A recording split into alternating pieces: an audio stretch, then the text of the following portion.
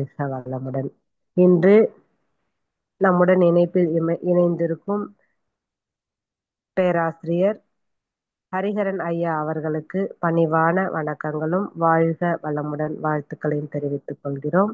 ஐயா அவர்களின் சிந்தனை உரைக்கு செல்வதற்கு முன் ஐயா அவர்களை பற்றிய குறிப்புகளை அன்பர்களோடு பகிர்ந்து கொள்வதில் பெரும் மகிழ்ச்சி அடைகிறோம்.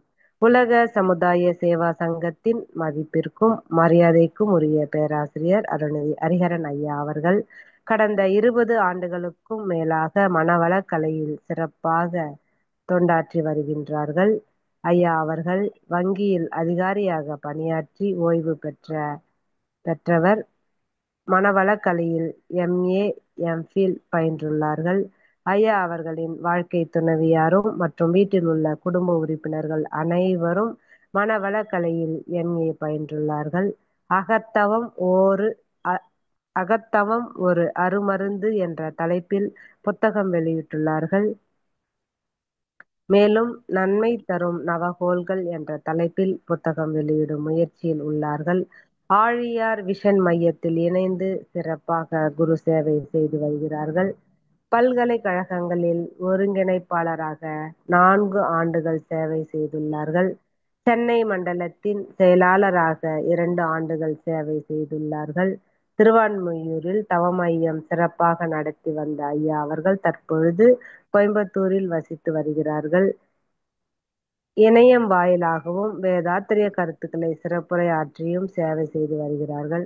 இத்தகைய பல்வேறு சிறப்புகளை பெற்ற ஐயா அவர்களை வணங்கியும் வாழ்த்தியும் ஜோதிடமும் வேதாத்திரியமும் என்னும் தலைப்பில் சிந்தனை உரை வழங்குமாறு அன்போடு அழைக்கின்றோம். வாழ்க வளமுடன் ஐயா. வாழ்க வளமுடன் அம்மா. மிக்க நன்றி. இறையர்களுக்கும் குரு அவர்களுக்கும் நன்றியை தெரிவித்துக் கொள்கிறேன். இந்த வாய்ப்பை நல்கிய ஐடி நிர்வாகத்திற்கும் உலக சமுதாய சேவா சங்கத்திற்கும் அதை சிறப்பாக வழிநடத்தி வரும் நமது அன்பிற்குரிய மதிப்பிற்குரிய தலைவர் பத்மஸ்ரீ SKM ஐயா அவர்களுக்கு நன்றியை கூறி இந்த நிகழ்வை தொடங்குவோம். அன்பர்களே, தெளிவு குருவின் திருமேனி காணுதல். குரு என்பவர் தெளிவை கொடுக்க வேண்டும். எங்கெல்லாம் குழப்பங்கள் இருக்கிறதோ அந்த இடத்தில் தெளிவை அளித்து அந்த சமுதாயத்திற்கு நன்மையை விளைவிக்கக்கூடிய செயல்களை செய்பவர் குரு என்று உயர்ந்த இடத்தில் போற்றப்படுகிறார். அந்த வகையில் நமக்கு வேதாத்ரி மகரிஷி என்ற மகான் குருவாக அமைந்தது நாம் செய்த புண்ணியம், நம் முன்னோர்கள் செய்த புண்ணியம் என்பதில் கொஞ்சம் கூட ஐயமில்லை. நமது வாழ்க்கையில் ஏற்படும் பல்வேறு குழப்பங்களுக்கு மிக எளிமையான தீர்வுகளை அளித்து அதிலிருந்து எப்படி விடுபட முடியும் என்பதை அறிவித்து அதற்கான எளிய முறை பயிற்சிகளையும் அளித்தவர் வேதாத்ரி மகரிஷி அவர்கள். அந்த வகையில் இன்று ஜோதிடம் என்பதை பற்றிய ஒரு தெளிவை மகரிஷியின் வாயிலாக, அவர்களுடைய கருத்துக்கள் வாயிலாக பெற இருக்கிறோம்.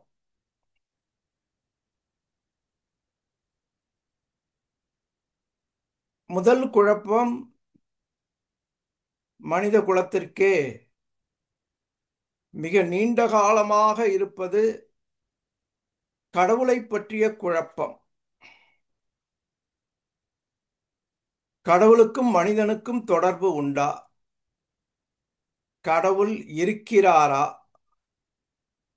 கடவுளை காண முடியுமா என்ற குழப்பம் மிக நீண்ட காலமாக இருந்து வருகிறது. ஒரு சிலர் கடவுள் இல்லை, கடவுள் மனிதனுக்கு தேவையே இல்லை, அவன் நல்ல செயல்களை செய்தாலே போதும், கடவுளை வணங்கத் தேவையில்லை, கடவுள் என்பது இல்லை என்று சொல்கிறவர்களும் இருக்கிறார்கள். அவர்கள் மிக குறைவு எண்ணிக்கையில்.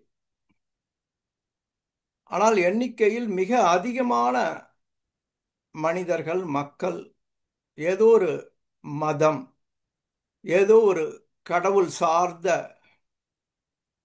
வழிபாட்டு முறைகளை பின்பற்றுகிறார்கள்.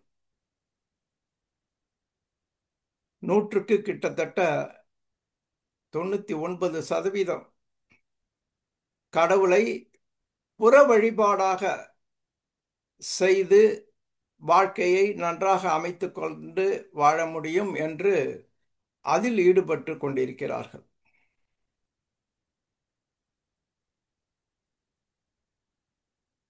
பல சமயங்களில் இந்த இரு சாரருக்குமே மனதில் குழப்பங்கள் வருகிறது.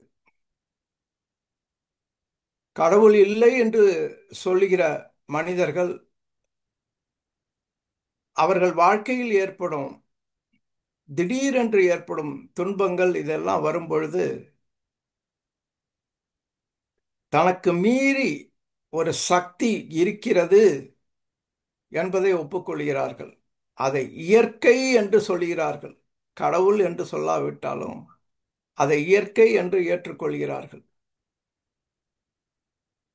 அதே போல கடவுளை தொடர்ந்து வணங்கி வருகிறவர்களும் ஏதோ ஒரு கட்டத்துல வாழ்க்கையில இந்த அளவுக்கு நான் கடவுளை நம்பி வணங்கி வந்தாலும் எனக்கு ஏன் இவ்வளவு சோதனைகள்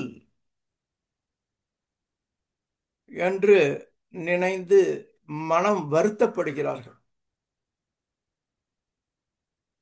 நமது ஆசான் அருள் தந்தை வேதாத்திரி மகரிஷி அவர்கள் இந்த இரு நிலைப்பாடுகளுக்கும் நடுவே நின்று தெய்வத்தை, கடவுளை விஞ்ஞானமாக விளக்குகிறார். அந்த நிலைக்கு அவர் மனதை நுண்ணிய நிலைக்கு கொண்டு சென்று ரெவலேஷன் என்பார்கள். அவர் படித்தவர் அல்ல, பட்டம் பெற்றவர் அல்ல, ஆனால் மனதை தவத்தால் ஆழ்ந்து சென்று நுண்ணிய நிலைக்கு சென்று அந்த ரெவலேஷன் என்கிற வகையில் அவருக்கு கிடைத்த அந்த எண்ணங்களை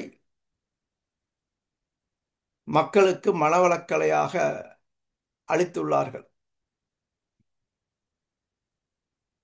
மகரிஷி அவர்கள் கடவுளை விஞ்ஞானமாக விளக்கி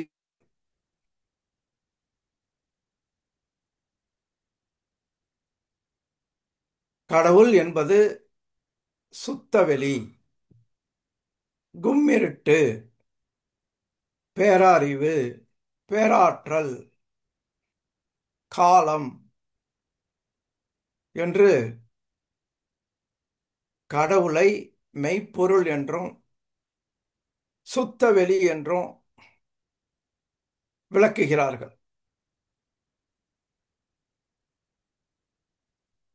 ஆனாலும் இந்த விளக்கத்தை நாம் தெரிந்து கொள்ளலாம், ஆனால் அந்த கடவுள் தன்மையை முழுமையாக உணர முடியாது. மனதை ஒருநிலைப்படுத்தி தொடர்ந்த பயிற்சியால் 1 to 3 என்று மன அலைச்சூழலுக்கு கொண்டு சென்றால்தான் அந்த சுத்தவெளி தத்துவத்தை அதுவாக நம் மனம் மாறி அந்த அனுபவம் கிட்டும். அதனால்தான் மகர்ஷி அவர்கள் கூறுகிறார்கள் ஒரு கவியில, தெய்வநிலை அறிந்தோர்கள் கோடி என்றார். நாமெல்லாம் அதுல வரோம். தெய்வ நிலையை அறிந்து விட்டோம். அது சுத்தவெளி, ஒன்றுமில்லாதது, சூன்யம் என்றெல்லாம் பலவாறு மகர்ஷி அவர்கள் விளக்கியதை தெரிந்து கொண்டிருக்கிறோம், ஏற்றுக்கொண்டிருக்கிறோம். ஆனால் அதை உணர்வாக பெறுவது கோடியில் ஒருவருக்குத்தான் என்று மகர்ஷி அவர்கள் கூறுகிறார்கள். தெளிவாக அறிவறிந்தோர் ஒருவராகும் என்று கூறுகிறார். இயற்கையிலேயே ஒரு சிலருக்கு மட்டும் அந்த வாய்ப்பு கிட்டுகிறது. 7-8 வயதாக இருக்கும் பொழுதே அந்த குழந்தைக்கு ஆன்மீக நாட்டம் மிக அதிகமாக இருக்கும். இறைவனை தேடும் அந்த எண்ணம் இயல்பாக வந்துவிடும். மற்ற விஷயங்களில் அந்த குழந்தைக்கு நாட்டம் இருக்காது. இது பிறவிலேயே, கருவமைப்பிலேயே அந்த குழந்தைக்கு வருவது. அதுதான் பிற்காலத்தில் மகானாக மாறுகிறது.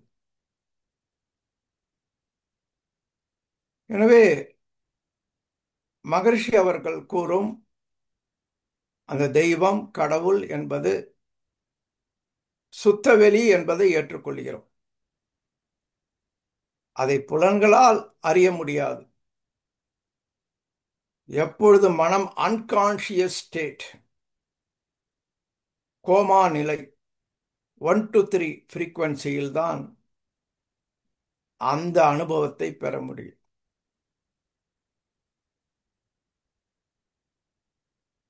எனவே கடவுள் இருக்கிறாரா என்பதற்கு வேதாத்திரியம் நிச்சயமாக உண்டு.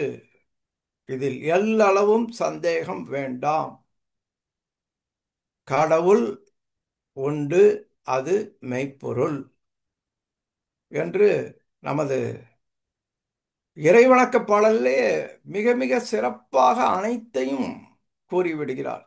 அதை தவிர பல்வேறு பாடல்களில் இந்த கடவுள் என்பது சுத்தவெளி என்பதை குறிப்பிட்டுள்ளார்.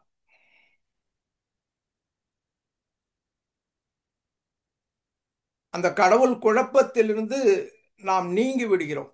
ஒன்று, கடவுள் உண்டு என்பதை தீர்க்கமாக ஏற்றுக்கொள்கிறோம். இரண்டாவது, கடவுளுக்கு உருவமில்லை என்பதை ஏற்றுக்கொள்கிறோம். அப்பொழுது அதில் பக்தி வழிபாடிலிருந்து வேறுபடுகிறோம்.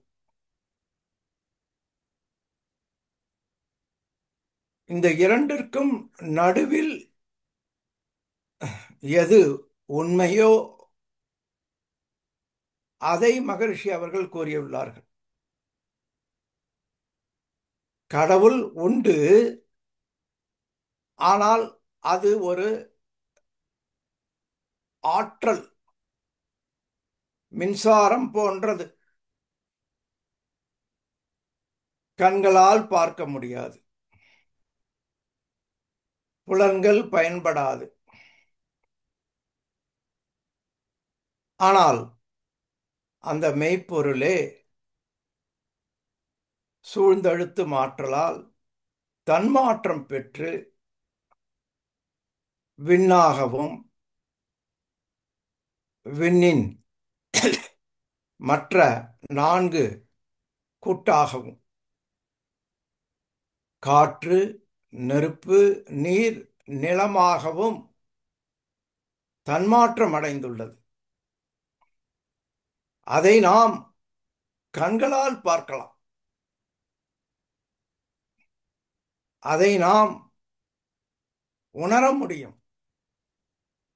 அந்த கடவுள் சக்தியை நாம் நம் மனதால் பெற்றுக்கொள்ள முடியும்.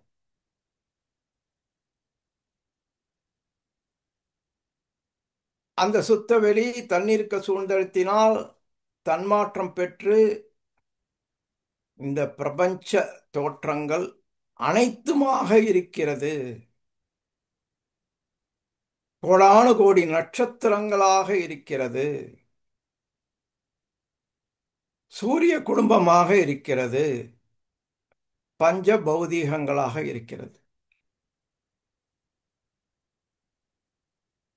இந்த தெய்வ ஆற்றல் இயல்பாக இவைகளிலிருந்து தூய்மையாக வெளிவந்து கொண்டிருக்கிறது. அதை தெய்வ சக்தி என்று கூறுகிறோம். பிரபஞ்ச சக்தி என்று கூறுகிறோம். காஸ்மிக் பவர் என்று கூறுகிறோம். இந்த சக்திதான் ஒவ்வொரு மனிதனுக்கும் உடல் நோய்களிலிருந்து விடுபட, மனம் ஆற்றலோடு அமைதியாக செயல்பட்டு தன்னுடைய கடமைகளை சிறப்பாக செய்ய மிகவும் அவசியமாக இருக்கிறது.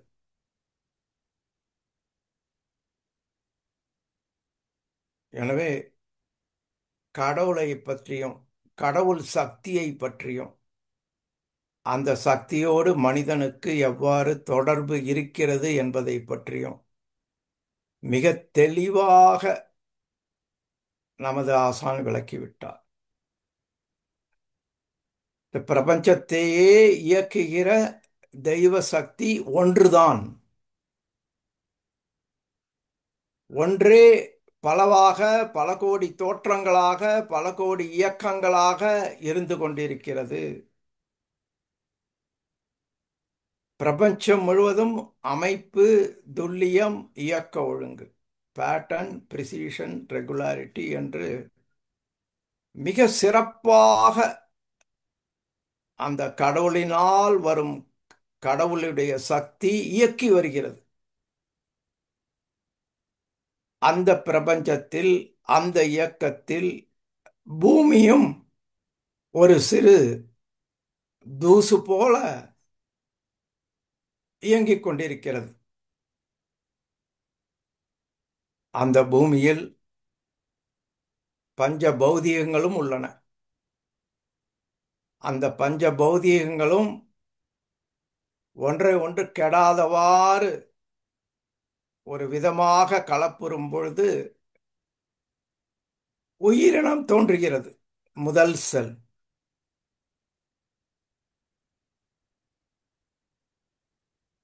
அதிலிருந்து படிப்படியாக மாற்றம் பெற்று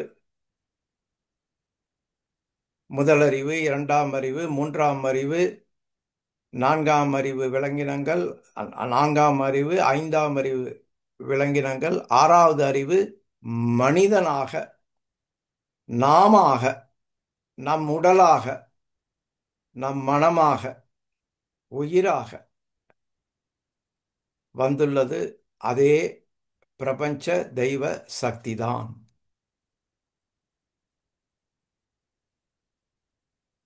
இந்த அற்புதமான விஷயங்களை எல்லாம் நமக்கு தெளிவுபடுத்தி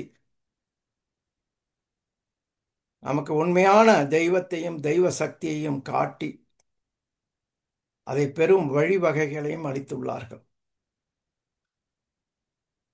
இந்த பிரபஞ்ச சக்தி என்னும் தெய்வ சக்தி தான் நம் உடலில்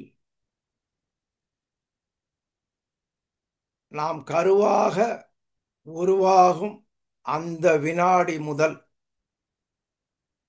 கடைசி மூச்சு வரையிலும் நமக்குள்ளாக இருந்து நம்மை வாழ வைத்து வருகிறது, இயக்கி வருகிறது. இதற்கு நமது ஆசான் கூறும் அத்தாட்சி, ப்ரூஃப், நம்மிடமும் நமக்குள்ளாகவும் தெய்வ சக்தி 24 மணி நேரமும் எப்பொழுதும் இருந்து நம்மை இயக்குகிறது என்பதற்கு அத்தாட்சி நமது உடலில் நமது கட்டுப்பாடு எதற்கும் அடங்காத 5 ஓட்டங்கள் நடைபெறுகின்றன. நாம் அனைவருக்கும் நன்றாக தெரியும். இரத்த ஓட்டம், வெப்ப ஓட்டம், காற்றோட்டம், உயிரோட்டம், காந்த ஓட்டம். யார் இதை நடத்துகிறார் என்று மகரிஷி கேட்கிறார்.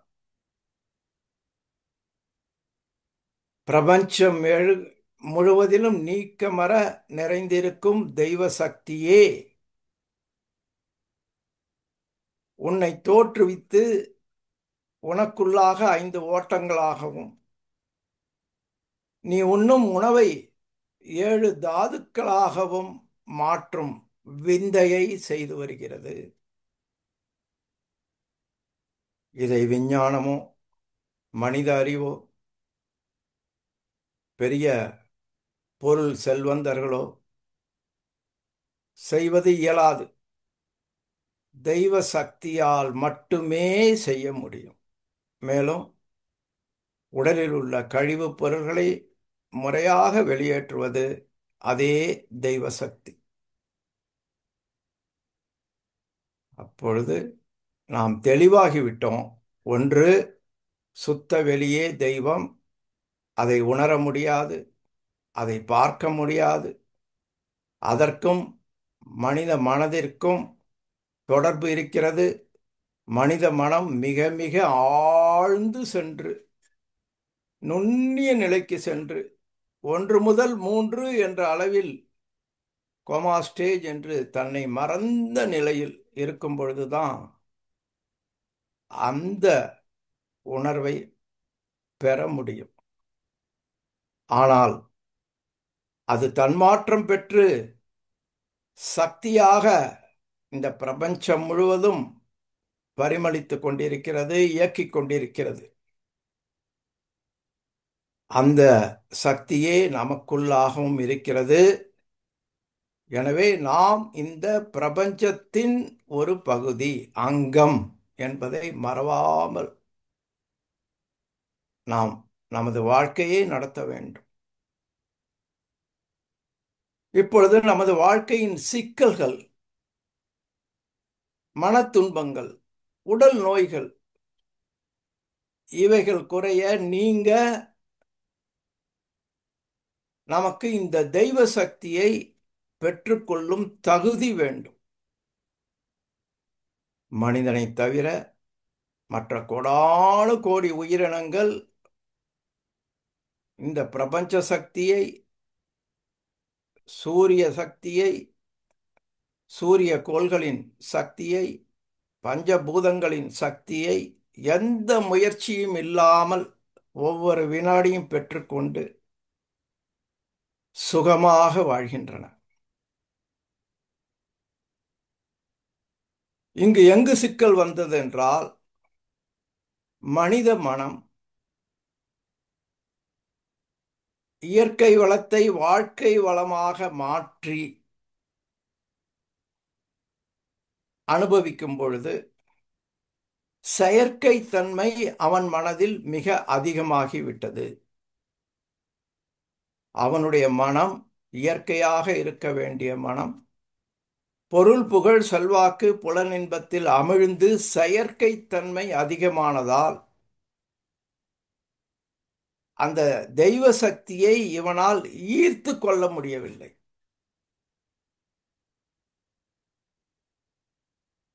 இவன் உடலில் இயங்கும் தெய்வ சக்தியை இவனுடைய செயற்கை எண்ணங்கள், செயற்கை செயல்கள், அதிகப்படியாக செய்யும் செயல்கள் இயங்குவதை பாதிக்கின்றன. அதைத்தான் மகரிஷி அவர்கள் உடலில் நோய், மனதில் களங்கம், வாழ்க்கையில் சிக்கல் என்று இந்த தெய்வ சக்தி நம்மிடம் குறைபாடாக இருக்கும் பொழுது இவைகள் எழுகின்றன. அதற்கு தீர்வாக மகரிஷி அவர்கள் காந்த தத்துவத்தின் அடிப்படையில் நமது மனமாகிய காந்தத்தை புருவ மத்தியிலும் தலை உச்சியிலும் இருந்து பழகி ஒருநிலைப்படுத்தி பிறகு அதை தூய்மையான காந்த சக்தி, வான்காந்த சக்தி, தெய்வ சக்தி வெளிப்படும் இடங்களில் அந்த மனதை வைத்து வைத்து தவம் செய்யும் பொழுது இவன் மனதில் மாற்றங்கள் ஏற்படுகின்றன. செயற்கையான அந்த மனம் கொஞ்சம் கொஞ்சமாக செயற்கை தன்மையில் அளவு முறையை பெறுகிறது. தெய்வ சக்தி இவனுள் அதிகம் இறங்கத் தொடங்குகிறது தவத்தின் மூலமாக. அதனால் இவனின் நோய்கள் படிப்படியாக நீங்குகின்றன, செல்கள் புத்துயிர் பெறுகின்றன, மனதுக்கு ஆற்றல் அதிகமாகிறது, மனம் அமைதி அடைகிறது. எனவே மனவளக்கலையின் நோக்கம் உலக அமைதி. அது தனி மனித அமைதியிலிருந்து தொடங்க வேண்டும். எனவே இந்த கருத்துக்களை எல்லாம் புரிந்து கொண்டு உண்மையான தெய்வத்தை இறுக்கமாக பற்றி கொண்டு தொடர்ந்து தவங்களை செய்து நம் உடல் ஆற்றலையும் மன ஆற்றலையும் பெருக்கிக் கொண்டு நமது கடமைகளை, குடும்ப கடமைகளை, சமுதாய கடமைகளை சிறப்பாக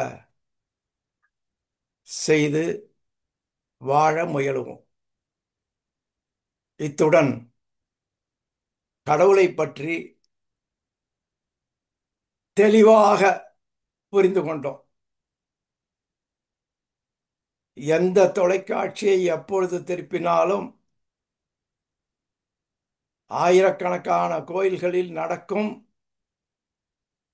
கும்பாபிஷேகங்கள், சாமி ஊர்வலம், கொண்டாட்டங்கள் போன்றவைகள் இருக்கின்றன.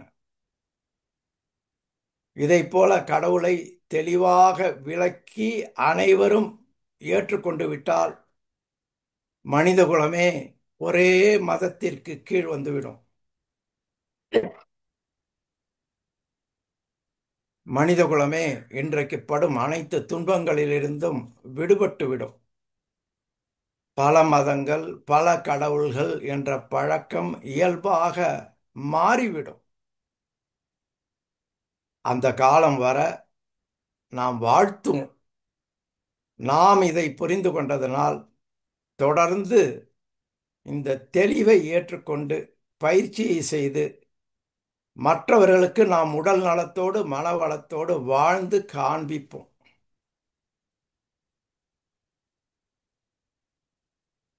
பெரும்பாலானோர் பக்தி மார்க்கத்தில் இருப்பதால் அதை குறை கூறுவதோ அவர்களை குறைத்து மதிப்பிடுவதோ கூடவே கூடாது. ஏனென்றால் மகரிஷி அவர்கள் ஒவ்வொரு தனி மனிதனும் நன்றாக வாழ சமுதாயத்தை மதிக்க வேண்டும், இயற்கையை மதிக்க வேண்டும் என்று முக்கோணம் கொடுத்துள்ளார்கள். எனவே அவர்களும் இந்த வழிக்கு எப்போதோ வருவார்கள். அதுவரையிலும் காத்திருப்போம். அதுவரையிலும் எந்த விதத்திலும் பக்தி வழிபாட்டை குறை சொல்லாமல், அதே சமயத்தில் அவர்களோடு நாம் கலந்து அதில் ஈடுபட்டும் அதிக பொருள் செலவில்லாமல், அதிக மன உளைச்சல் இல்லாமல், உடலை வருத்தாமல் அந்த பக்தி வழிபாடு அமையட்டும். ஆனால் தொடர்ந்து தவங்களை செய்து பயனை பெறுவோம். இது கடவுளை பற்றிய விளக்கம். இப்பொழுது நாம் முக்கியமான ஒரு பகுதிக்கு வருகிறோம். கடவுளைப் போலவே ஜோதிடம். ஜோதிடம் உண்மையா பொய்யா? ஒவ்வொரு வாழ்க்கையிலும் இந்த கேள்வி எழும் ஏதோ ஒரு சந்தர்ப்பத்தில். தொடர்ந்து ஜோதிடம் பொய், அது ஏமாற்று வேலை என்று சொல்கிறவர்களும் அதில் நம்பிக்கை இல்லாமல் இருப்பவர்களும் இருக்கிறார்கள். அதே போல ஒவ்வொரு சிறிய விஷயத்துக்கு கூட ஜோதிடர்களை பார்த்து ஜோதிடத்தை அறிந்து கொண்டு செய்பவர்களும் இருக்கிறார்கள். நடுநிலையானவர்களும் இருக்கிறார்கள். இப்படி ஒரு கலந்து இருக்கிறார்கள். மகரிஷி அவர்கள் ஜோதிடம் உண்மை, எப்படி கடவுள் உண்மைங்கிறாரோ அதே போல ஜோதிடம் உண்மை என்று கூறுகிறார். ஆனால் அந்த ஜோதிடத்தை சரியாக கணித்து பலன்களை சொல்கிறவர்கள் இல்லை என்று அடுத்த லைன் இது போல சொல்லிடுறார். ஜோதிடம் உண்மை, ஆனால் அதை மிக சரியாக கணிக்கிறவர்கள் யாரும் இல்லை என்று சொல்றார்.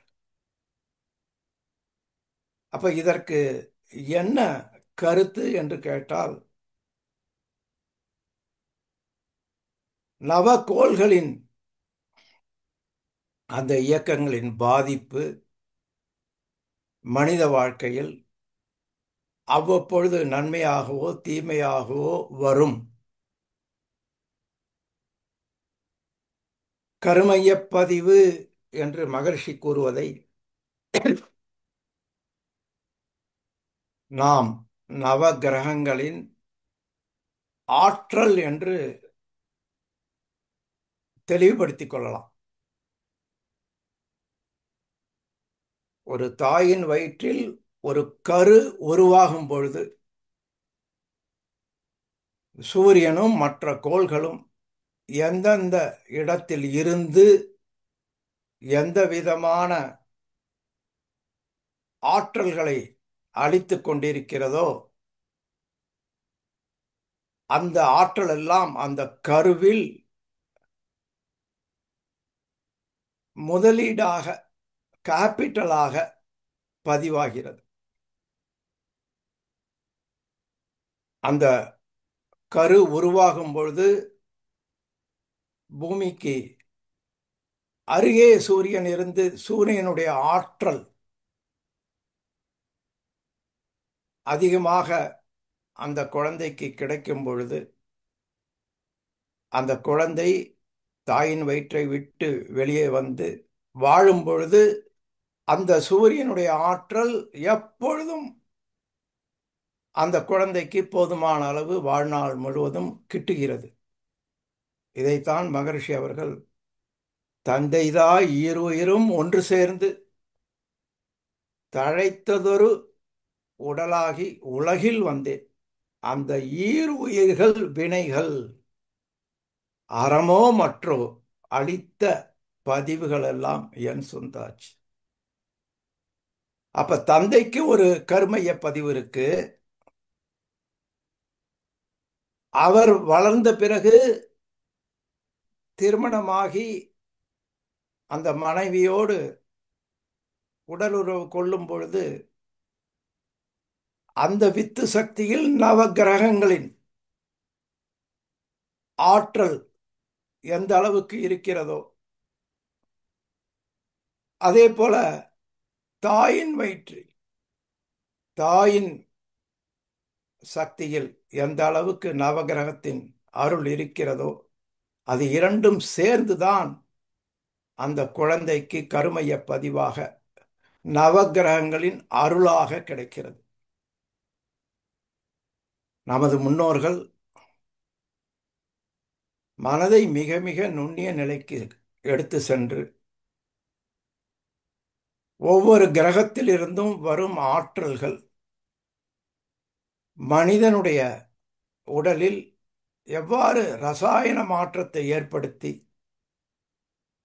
அது அவனுடைய எண்ணங்களாக மலர்ந்து அதற்கு ஏற்றபடி அவன் செயல்கள் செய்து விளைவை இன்பமாகவோ துன்பமாகவோ அனுபவிக்கிறான் என்பதை ஜோதிட சாஸ்திரமாக கூறியுள்ளார்கள். ஒவ்வொரு கிரகத்திலிருந்து வரும் அந்த காந்த அலைகளுக்கு ஒரு குறிப்பிட்ட தன்மை உண்டு. அந்த தன்மை மனிதனிடத்திலும் நம்மிடத்தில் மோதும் பொழுது அதற்கேற்ற ரசாயன மாற்றங்களை ஏற்படுத்தி அந்த நன்மைகளையோ அது தீமைகளையோ அளிக்கிறது. நன்மை தீமைகள் அந்த கோள்களில் இல்லை. கோள்கள் எப்பொழுதும் நன்மையைத்தான் தரும். அதனால்தான் மகரிஷி அவர்கள் பாடலில் நன்மை தரும் நவ கோள்கள் என்று கூறியுள்ளார்கள். இவனிடம் உள்ள அந்த பாவப்பதிவுகள், வினைப்பதிவுகளுக்கு ஏற்ப அந்த கோள்களின் ஆற்றல் பூமியின் மேல் வந்தாலும் இவனிடத்தில் வந்தாலும் அந்த வினைகளின் பதிவுகளால் இவனால் ஏற்கும் தன்மை இல்லாமல் போகிறது. அதனால்தான் மகரிஷி அவர்கள் அற்புதமாக விளக்கியிருக்கிறார்கள். மனிதருள் வேறுபாடு 16 விதமான காரணங்கள். அதில் இந்த கருமையம் என்பதை முதன்மையாக கொடுத்துள்ளார்கள். தயவு செய்து ஞாபகம் வைத்துக் கொள்ள வேண்டும், மகரிஷி எந்த இடத்தில் கருமைய பதிவுகள் என்று சொன்னாலும் நவகிரக பதிவுகள், அதனுடைய தொகுப்பு தான் கருமைய பதிவுகள். அப்பொழுது பலர் இந்த உலகில் எந்த விதமான கடுமையான முயற்சியும் இல்லாமலே வாழ்க்கையில் பெற வேண்டிய வளங்களை பெற்று வாழ்கிறார்கள் என்றால்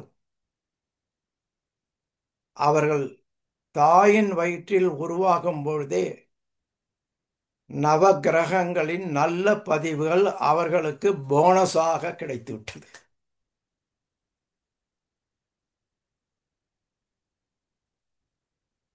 பெரும் முயற்சி இல்லாமல் எதை தொட்டாலும் எந்த வியாபாரத்தை செய்தாலும் சிலருக்கு வெற்றியாக அமையும். பெரும் முயற்சி இல்லாமலே கல்வியில் பாடத்தில் சில குழந்தைகள் மிக அதிகமாக மார்க் வாங்கும். பெரும் முயற்சி எதுவும் இல்லாமலே ஒரு சிலர் உடல் ஆரோக்கியத்தோடு வாழ்வார்கள், நீண்ட நாள் வாழ்வார்கள்.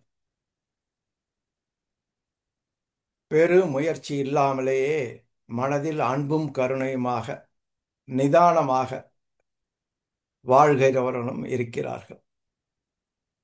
ஆனால் இவர்களெல்லாம் ஆங்காங்கே ஒரு சிலர் தான். அவர்கள் இயல்பாகவே தலைவர்களாக மாறுகிறார்கள். பெரிய பெரிய நிறுவனங்களுக்கு முதலாளியாக மாறுகிறார்கள், அரசியல் தலைவர்களாக மாறுகிறார்கள், ஆன்மீக குருக்களாக மாறுகிறார்கள். பெரிய முயற்சி இல்லை. பெரிய அருமையாக பாடக்கூடியவர்களாக மாறுகிறார்கள், இசை அமைப்பாளர்களாக மாறுகிறார்கள், கலையில் வல்லுநர்களாக இருக்கிறார்கள். இது எல்லாம் போனஸாக அந்த குழந்தை தாயின் வயிற்றில் கருவாக உருவாகும் பொழுதே நவகிரக ஆசீர்வாதத்தால் கிடைத்தது. இதை அடிப்படையாக கொண்டு ஜோதிட சாஸ்திரம் வடிவமைக்கப்பட்டுள்ளது. அந்த ஜோதிட சாஸ்திரத்தில் ஒவ்வொரு கோள்களும் மனிதனிடத்தில் ஏற்படுத்தும் பாதிப்புகளை அழகாக விளக்குகிறது. அதில் நீண்ட ஆயுளை பெற, சினம் குறைய, 5ல் அளவு முறையோடு வாழ சனி கிரகத்தின் அருள் வேண்டும். சிலருக்கு இது இயல்பாக இருக்கும். நாமெல்லாம் பயிற்சிகள் செய்து செய்து செய்து 5ல் அளவு முறையை நான் குறிப்பாக பின்பற்ற முயன்று முழுமையான வெற்றி பெற முடியவில்லை. ஆனால் சர்வசாதாரணமாக ஒரு சிலர் நாம் பார்த்திருக்கிறோம். அவர்களுக்கு சனியினுடைய அருள் இயல்பாகவே இருக்கிறது. அதே போல்தான் எந்த செயலையும் சரியாக நிதானமாக செய்கிறவர்கள் அந்த நிறைவு பகுதி வரையிலும், அதாவது சாப்பிட்டவுடன் யாரும் சொல்லாமலே சென்று அந்த தட்டை சுத்தம் செய்து வைப்பவர்கள். ஸ்கூலில் இருந்து வந்தால் அந்த குழந்தை யூனிஃபார்மை தனியாக எடுத்து வச்சு, ஷூவை தனியாக எடுத்து வச்சு, பெரியவர்கள் செருப்பை அதனுடைய எந்தெந்த இடத்தில் எது எது இருந்ததோ அதையெல்லாம் யாரும் சொல்லாமலே செய்தால் அவர்களுக்கு நிதான உணர்ச்சி அதிகம், சனியின் அருள் இருக்கிறது. ஏனென்றால் சனிக்கோள் சூரியனை மிக மெதுவாக சுற்றி வருகிறது. அதில் நிதானம் இருக்கும். உடல் உறுப்புகளை வருத்தி கொண்டு அவர்கள் எந்த செயலையும் செய்ய மாட்டார்கள். எந்த வாழ்க்கையிலும் உயரணும் என்று நினைக்க மாட்டார்கள். அதே போல அனாவசிய பயங்கள், அது நீங்க செவ்வாய் சூரியனுடைய ஆற்றல் போதுமான அளவு வேண்டும். அந்த பயம் தொடர்ந்து இருந்து கொண்டே இருந்தால் பிறவியிலேயே இந்த கிரகங்களின் ஆற்றல் அவருக்கு குறைவாக இருக்கிறது என்று கொள்ளலாம். மனதில் குழப்பம், முடிவெடுக்கும் திறன், நட்பு நலம் இவைகள் சரியாக இல்லை என்றால் சந்திரனுடைய ஆற்றல் குறைவாக உள்ளது. மனோகாரகன் என்று சந்திரனுக்கு ஜோதிடத்தில் பெயர். மற்றவர்கள் நம்மை தவறாக நினைந்து நம் மனம் புண்படும்படி பழைய விஷயங்களை பேசினால், நடந்தால் அது ராகு கேது சாயா கிரகங்கள், நிழல் கிரகங்களின் வேலை என்று நாம் புரிந்து கொள்ள வேண்டும். சுப காரியங்கள் நிறைய நடந்தால், தடைகள் இல்லாமல் நடந்தால் குரு அருளும் புதன் அருளும் இருக்கிறது என்று அர்த்தம் கொள்ளலாம். அதில் தடைகள் அதிகமாக இருந்தால் இந்த அருள் நமக்கு பிறவிலேயே குறைவாக இருக்கிறது, இதை போதுமான அளவு அதிகரித்து கொள்ள வேண்டும் என்று நினைக்க வேண்டும். மகர்ஷி அவர்கள் கூறுவார், விருப்பை ஒழிக்க தேவையில்லை, ஆனால் வெறுப்பை ஒழித்தே ஆக வேண்டும் என்று கூறுவார். கவலையை, வெறுப்பை ஒழிக்க வேண்டும் என்று பவர்ஃபுல் வார்த்தையை கூறுவார். ஆனால் பலரிடம் பல காரணங்களுக்காக ஏதோ ஒரு வெறுப்பை கொள்கிறோம். அந்த வெறுப்பு நம் மனதிலிருந்து நீக்குவதற்கு, மன்னிப்பை அளிப்பதற்கு, மன்னிப்பை குணமாக்கிக் கொள்வதற்கு சந்திரனின் அருள் வேணும். படிப்பு ஞாபக சக்திக்கு புதனுடைய அருள் வேண்டும். மேத்தமெட்டிக்ஸ் குறிப்பாக மூளை நன்கு செயல்பட, மறதி குறைய அனைத்து கிரகங்களின் அருளும் வேண்டும். எல்லா கிரகங்களிலும் முதலில் செய்யும் வேலை மூளையை பலப்படுத்துவதுதான். யார் தவம் செய்கிறார்களோ அவர்களுக்கு ஞாபக சக்தி நன்றாக இருக்கும். உடல் நோய்கள் பற்றிய பயம் நீங்க சூரியன், சந்திரன். தொழிலில் வெற்றி பெற புதன். இது போல ஒவ்வொரு கோளும் ஒவ்வொரு விதமான நன்மைகளை அளிக்கிறது. பஞ்சபூத நவகிரக தவத்தில் மகர்ஷி அவர்கள் ஜோதிடத்தை முழுமையாக இணைத்துள்ளார்கள். அதுல அவர் 12 ராசிகளை பற்றியும் குறிப்பிடுகிறார். மேஷம், ரிஷபம், மிதுனம், கடகம், சிம்மம், கன்னி, துலாம், விருச்சிகம், தனுசு, மகரம், கும்பம், மீனம் என்று குறிப்பிடுகிறார். இந்த 12 ராசிகளில் இருந்தும் ஆற்றல் வருகிறது என்று கூறுகிறார். அப்ப ஜோதிட சாஸ்திரம் இந்த 12 ராசிகளையும் 9 கோள்களையும் இணைக்கிறது. நாம் இங்கு நம்ம டிஸ்கஸ் பண்ணுவதெல்லாம் எல்லாம் ஏறக்குறைய தான். ஏனென்றால் அந்த குழந்தை பிறக்கும் நேரத்தை மிக துல்லியமாக கணிப்பது என்பது யாருக்குமே இயலாது. எனவே ஜோதிட சாஸ்திரம் கூறுகிறது, மேஷ ராசியில் பிறந்தவர்கள் செவ்வாயோட அருளோடு இருப்பார்கள். ரிஷபம் சுக்கிரன் அருள், மிதுனம் புதன் ராகு அருள் இயல்பாக கிடைக்கும். கடகராசியில் இருப்பவர்கள் சந்திரனுடைய அருள் அதிகமாக இருக்கும். சிம்ம ராசி சூரியன் கேது, கன்னி ராசி புதன் அருள் அதிகமாக இருக்கும்.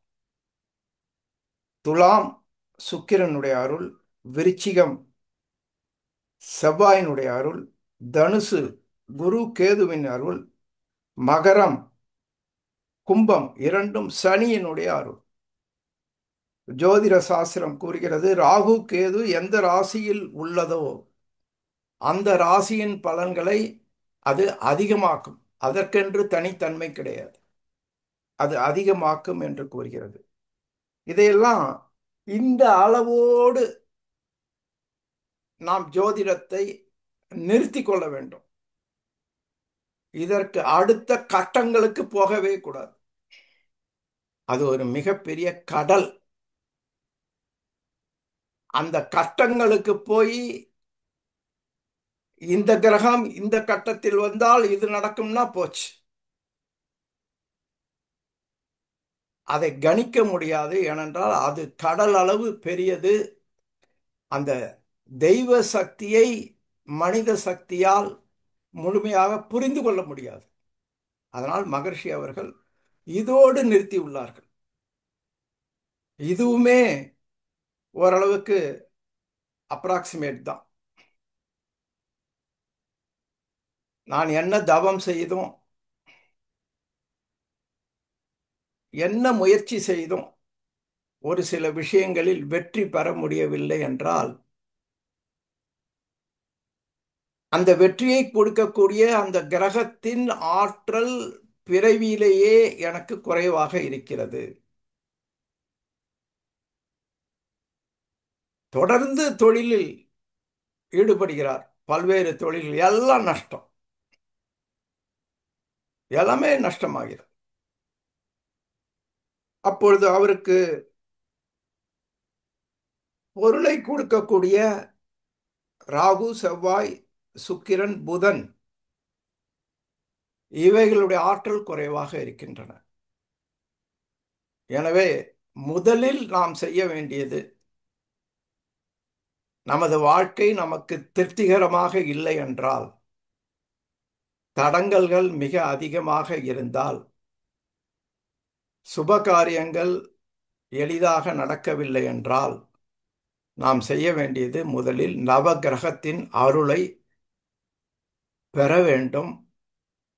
அதற்கு நவகிரக தவத்தை வாரம் ஒரு 3 முறையாவது தொடர்ந்து செய்ய வேண்டும். 3 முறையாவது எந்த குறை இருக்கிறது என்று ஓரளவுக்கு நம்ம கண்டுபிடிக்கலாம். அவசர புத்தி உடையவர்கள், படபடப்பாக இருப்பவர்கள், நிதானம் இல்லாமல் இருப்பவர்கள், எதையும் சீக்கிரம் செய்ய வேண்டும் என்று நினைப்பவர்களுக்கு சனியினுடைய அருள் மிக குறைவு. அவரிடத்தில் செவ்வாய் அதிகமாக உள்ளது. அதனால் மிக வேகமாக செயல்பட்டு வாழ்க்கையில் உயர்ந்தாலும் அவர்கள் உடல் நலம் மனவளம் நன்றாக இருக்காது, ஆயுள் நீண்டு இருக்காது. டாக்டர் ஆக வேண்டும், ஐஐடியில் படிக்க வேண்டும் என்று அந்த குழந்தை நினைந்தாலும் அந்த குழந்தைக்கு புதன் அருள் இல்லை என்றால் கணக்கு வராது. அப்ப 16 வயதுக்கு மேற்பட்டு தொடர்ந்து இந்த தவத்தை செய்ய செய்ய அந்த குறைகளெல்லாம் போகும். எப்பொழுது ஒரு 300 கிலோமீட்டர் டிராவல் பண்ண போறோம் கார்ல, அருமையான கார், உறவினர்களோட செல்றோம், சந்தோஷமா போயிட்டே இருக்கும். திடீர்னு ஒரு 2 கிலோமீட்டருக்கு ரோடு முழுவதும் தோண்டி வச்சிருக்கான். ஒரு சிறிய பாதை தான் இருக்கு, அதுவும் மேடு பள்ளமா இருக்கு. அந்த கார் ஏறுகிறது இறங்குகிறது, ஏறுகிறது இறங்குகிறது. ஓட்டுபவருக்கு அவ்வளவு கஷ்டம், காருக்கு அவ்வளவு டேமேஜ், உள்ளே இருப்பவர்களுக்கும் ரொம்ப ரொம்ப கஷ்டம். இதுவரைக்கும் அவ்வளவு அருமையாக வாழ்ந்து வந்தார்கள் அந்த காரில். அதே போலதான் இந்த நவகிரகங்கள் திடீர் திடீரென்று ஒவ்வொருடைய வாழ்க்கையிலும் அந்த பதிவுகளுக்கு ஏற்ப விளைவுகளை கொடுத்து எதிர்பாராத பள்ளம் மேடுகளை ஏற்படுத்தி நிலை குலைய வைக்கிறது.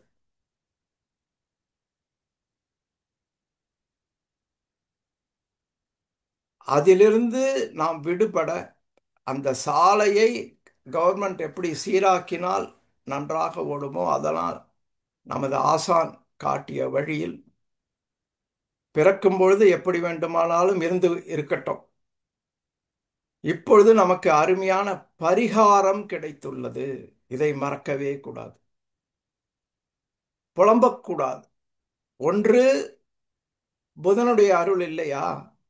அந்த குழந்தைக்கு 7வதுல 8வதுல 10வதுல என்ன முயற்சி செய்தும் டியூஷன் வைத்தும் கணக்கு வரவே இல்லையா? பரவாயில்ல, எவ்வளோ சப்ஜெக்ட்ஸ் இருக்கு.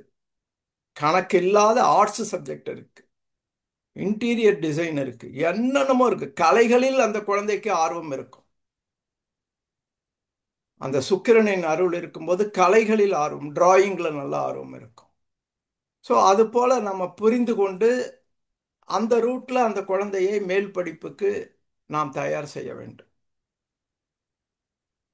அதனால் இதையெல்லாம் தெரிந்து கொள்ளும் பொழுது நமக்கு நம்முடைய குறைகள் நிறைகள் தெரிந்து விடுகின்றன. இந்த குறைகளை போக்கிக் கொள்வதற்கு அடிக்கடி தவம் செய்ய வேண்டும். பஞ்சபூத நவகிரக தவம் செய்ய வேண்டும். உயர் புகழுக்கு குரு என்று கூறுகிறார்கள், உடல் நலத்திற்கு சூரியன் சந்திரன். ஆனால் இதுல என்னன்னு பார்த்தோம்னா, நீண்ட ஆயுளை கொடுக்கும் ஒரே கிரகம் சனி கிரகம்தான். அதனுடைய தன்மைகளை எல்லாம் பார்க்கும் பொழுது நீண்ட ஆயுள் இயல்பாகவே வந்துடும். அந்த அவரிடம் பதட்டம் குறைஞ்சிரும். சனி மீது தவம் செய்ய செய்ய நிதானம் வந்துடும், சிந்திக்கும் திறன் அதிகமாகிடும், உடல் உறுப்புகள் நன்றாக இயங்கும். நரம்பு மண்டலம் தான் மிக மிக முக்கியமான மண்டலம், மூளையோடு நேரடியாக தொடர்புடையது. அதில் பாதிப்பு ஏற்பட்டால் எந்த மருந்தும் சரி செய்ய முடியாது. எனவே இந்த கிரகங்களில் எல்லா கிரகங்களும் மிக மிக முக்கியமானது என்றாலும் அதில் ரொம்ப முக்கியமானது சனி, குரு, சூரியன், சந்திரன், ராகு, கேது. ராகு கேது நமது செய்யாத செயல்களுக்கு துன்பத்தை கொடுக்கும். எங்கேயோ எந்த தலைமுறையிலேயோ யாரோ தனக்கு கீழ் இருப்பவர்களை அனாவசியமாக மனதில் உடலில் துன்புறுத்தினால் அது ராகு கேது விளைவாக வந்துவிடும். இவருக்கு உடலில் மனதில் துன்பங்கள் இருக்காது, நோய்கள் இருக்காது. ஆனால் நோய்கள் இருப்பது போல பிரமை இருக்கும். போய் டெஸ்ட் பண்ணி பார்த்தா எல்லாம் நல்லா இருக்குன்பாங்க, திரும்பி வந்துடுவாங்க. அந்த டெஸ்டே தப்பும்பார் இவரு. அப்ப அது ராகு கேதுவோட அந்த ஆற்றல் குறைவாக இருக்கும் பொழுது அப்படி வரும். எனவே ஒவ்வொரு கிரகமும் நமது வாழ்க்கையில் மிக மிக முக்கியமான ஒரு ரோல் இருக்கிறது. அதனால் தனி மனித அமைதியை பெற, குடும்ப அமைதியை பெற முதலில் வாழ்க்கை வளங்களை நாம் ஒழுங்குபடுத்திக் கொள்ள வேண்டும். பிறவியின் நோக்கம் வாழ்வின் நோக்கம்.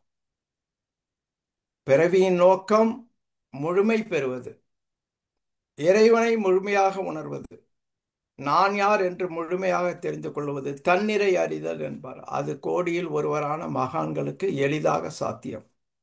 ஆனால் மற்ற அனைவரும் வாழ்வின் நோக்கத்தை பிடித்துக் கொள்ள வேண்டும்.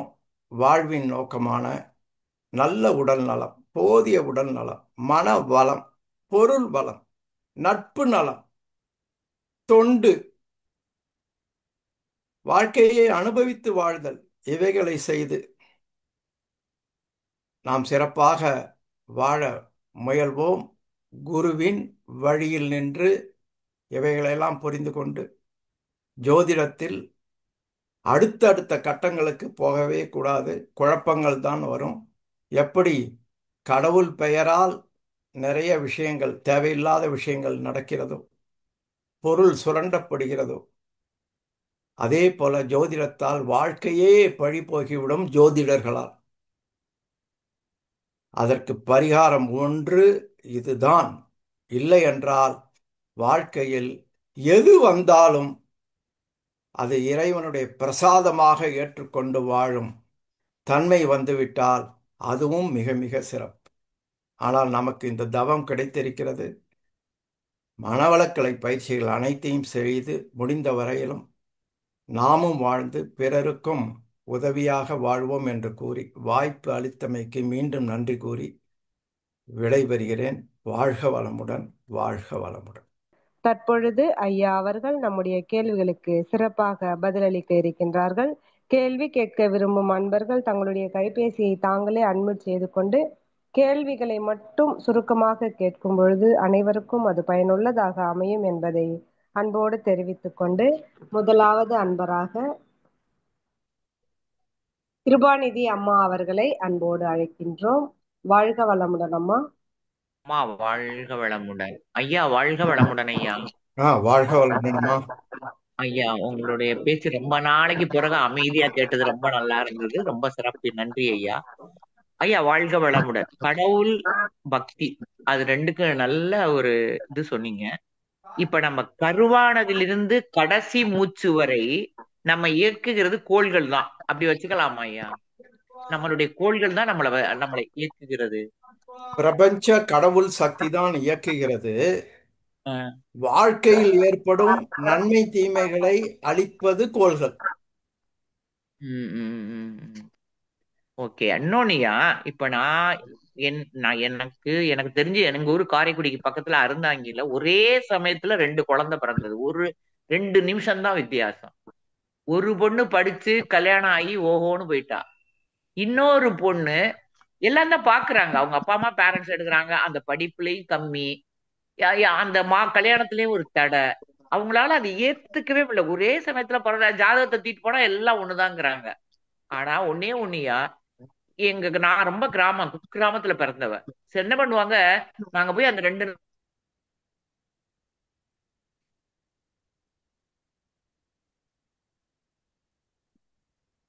வாய்ஸ் வரலையே.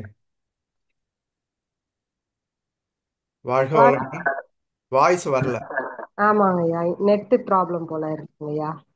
ஐயா வாழ்க வளம் கேக்குதா ஐயா? ஆமா, பிரேக் கேக்குது. அதான் அந்த மாதிரி போய் கோயில்ல தங்கிட்டு வந்து ரிலாக்ஸ் ஆகி சொல்றவங்களையும் நான் பாத்திருக்கேன். சின்ன பிள்ளைல ரொம்ப பாத்திருக்கேன். இப்ப அது டவுனுக்கு வந்ததுனால எனக்கு தெரியல. அந்த என்ன காரணம்? ஒரே வயித்துல ஒரே அம்மாட்ட பிறந்த பிள்ளைகள் ஏன் இப்படி சிரமப்படணும்? மகரிஷி அவர்கள் சொல்லியிருக்காங்களேம்மா, ஒரு மரத்துல ஒரு பக்கம் இருக்கிற மாங்காய் வேற விதமா சுவையா இருக்கும், இன்னொரு பக்கம் அதே மரத்துல இருக்கிற மாங்காய் வேறு விதமாக இருக்கும்.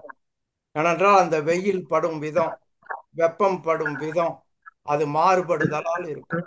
அதனால் 2 நிமிடம் வேரியேஷன் போது ஒவ்வொரு கோள்களும் எந்த அளவுக்கு ஸ்பீடா சுத்துறது, பூமி எப்படி சுழல்கிறது அப்படின்னு பார்க்கும் பொழுது வெவ்வேறு இடத்துல மாறிவிடும். அப்ப ஒவ்வொரு மனிதனுடைய வித்து சக்தியின் தன்மையும் ஒவ்வொரு வினாடியும் கெமிக்கல் சேஞ்சுக்கு உட்பட்டு இருக்கிறது. எனவே அந்த 2 நிமிடம் இடைவெளி என்றால் கூட அது குணத்திலும் அது உடல் அளவிலும் நிச்சயமாக மாற்றம் வரும். அனைவரும் பிறந்து விட்டோம், வாழ வேண்டும், அவ்வளவுதான். இதுதான் மிக மிக முக்கியம். இதுல எந்த அளவுக்கு படிப்போடு வாழ்கிறோம், புத்திசாலித்தனத்தோடு வாழ்கிறோம், பொருளோடு வாழ்கிறோம் சம்பாதித்து, இது எல்லாம் அடுத்தபடி.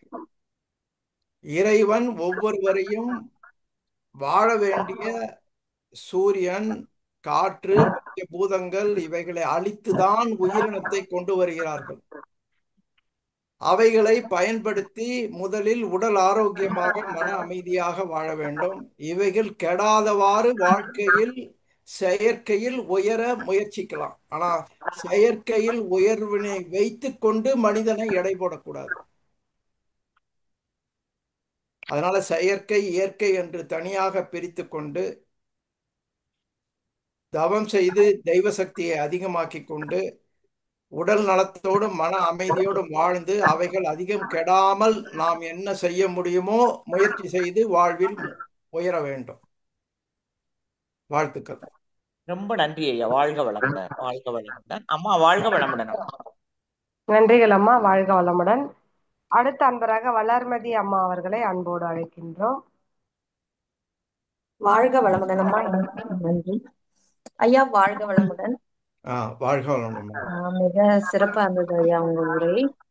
எனக்கு ஒரு கேள்வி என்னன்னா, இப்போ அம்மா கேட்ட மாதிரிதான் கோள்கள் நன்மை தரும் நவக்கோள்கள் நட்சத்திர கூட்டங்கள் நாணகத்தை காணுகின்றேன் மகரிஷி சொல்லியிருக்காரு.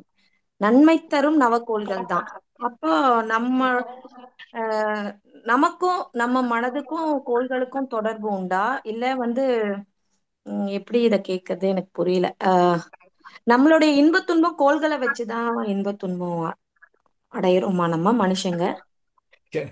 எல்லா கேள்வி எழுப்புறதுன்னே குழப்பமா இருந்தா அது புதன் கிரகமும் சந்திரனும் கம்மியா இருக்குன்னு அர்த்தம்.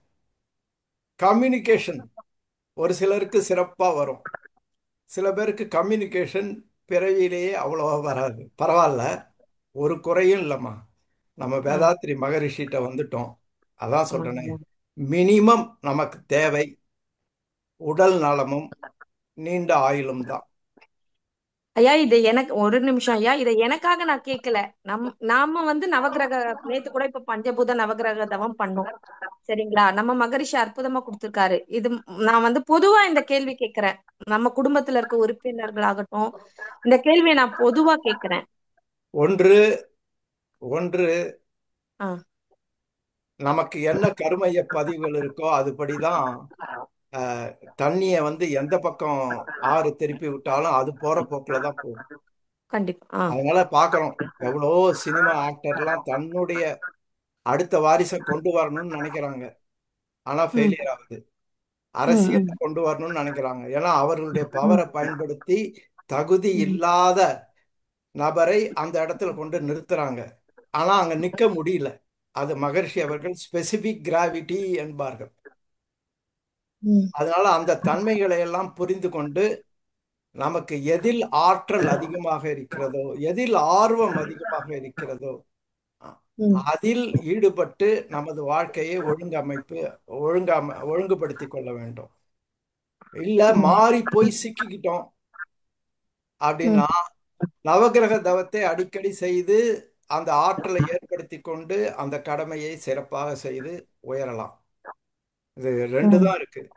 இப்ப பொதுவாக நாம் பார்த்துட்டோம், பக்தி மார்க்கத்தில் கடவுளை வணங்கும் பொழுது அங்கு அமைதி இல்லை, பக்தியின் ஆழம் இல்லை, ஈடுபாடு இல்லை, எந்திரம் மந்திரம் தந்திரம் முறையாக செய்வதில்லை, அவசர கதியில் செய்வதால் அதில் ஒரு ஆறுதல் கிடைக்குமே தவிர வாழ்க்கையில் மாறுதல் வராது.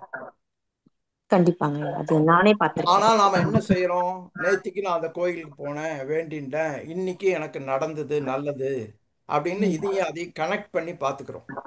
ஆனா இன்று நல்லது நடந்து உங்களுடைய கிரகத்தின் அருளால ஏற்கனவே தீர்மானிக்கப்பட்டபடி நடந்தது.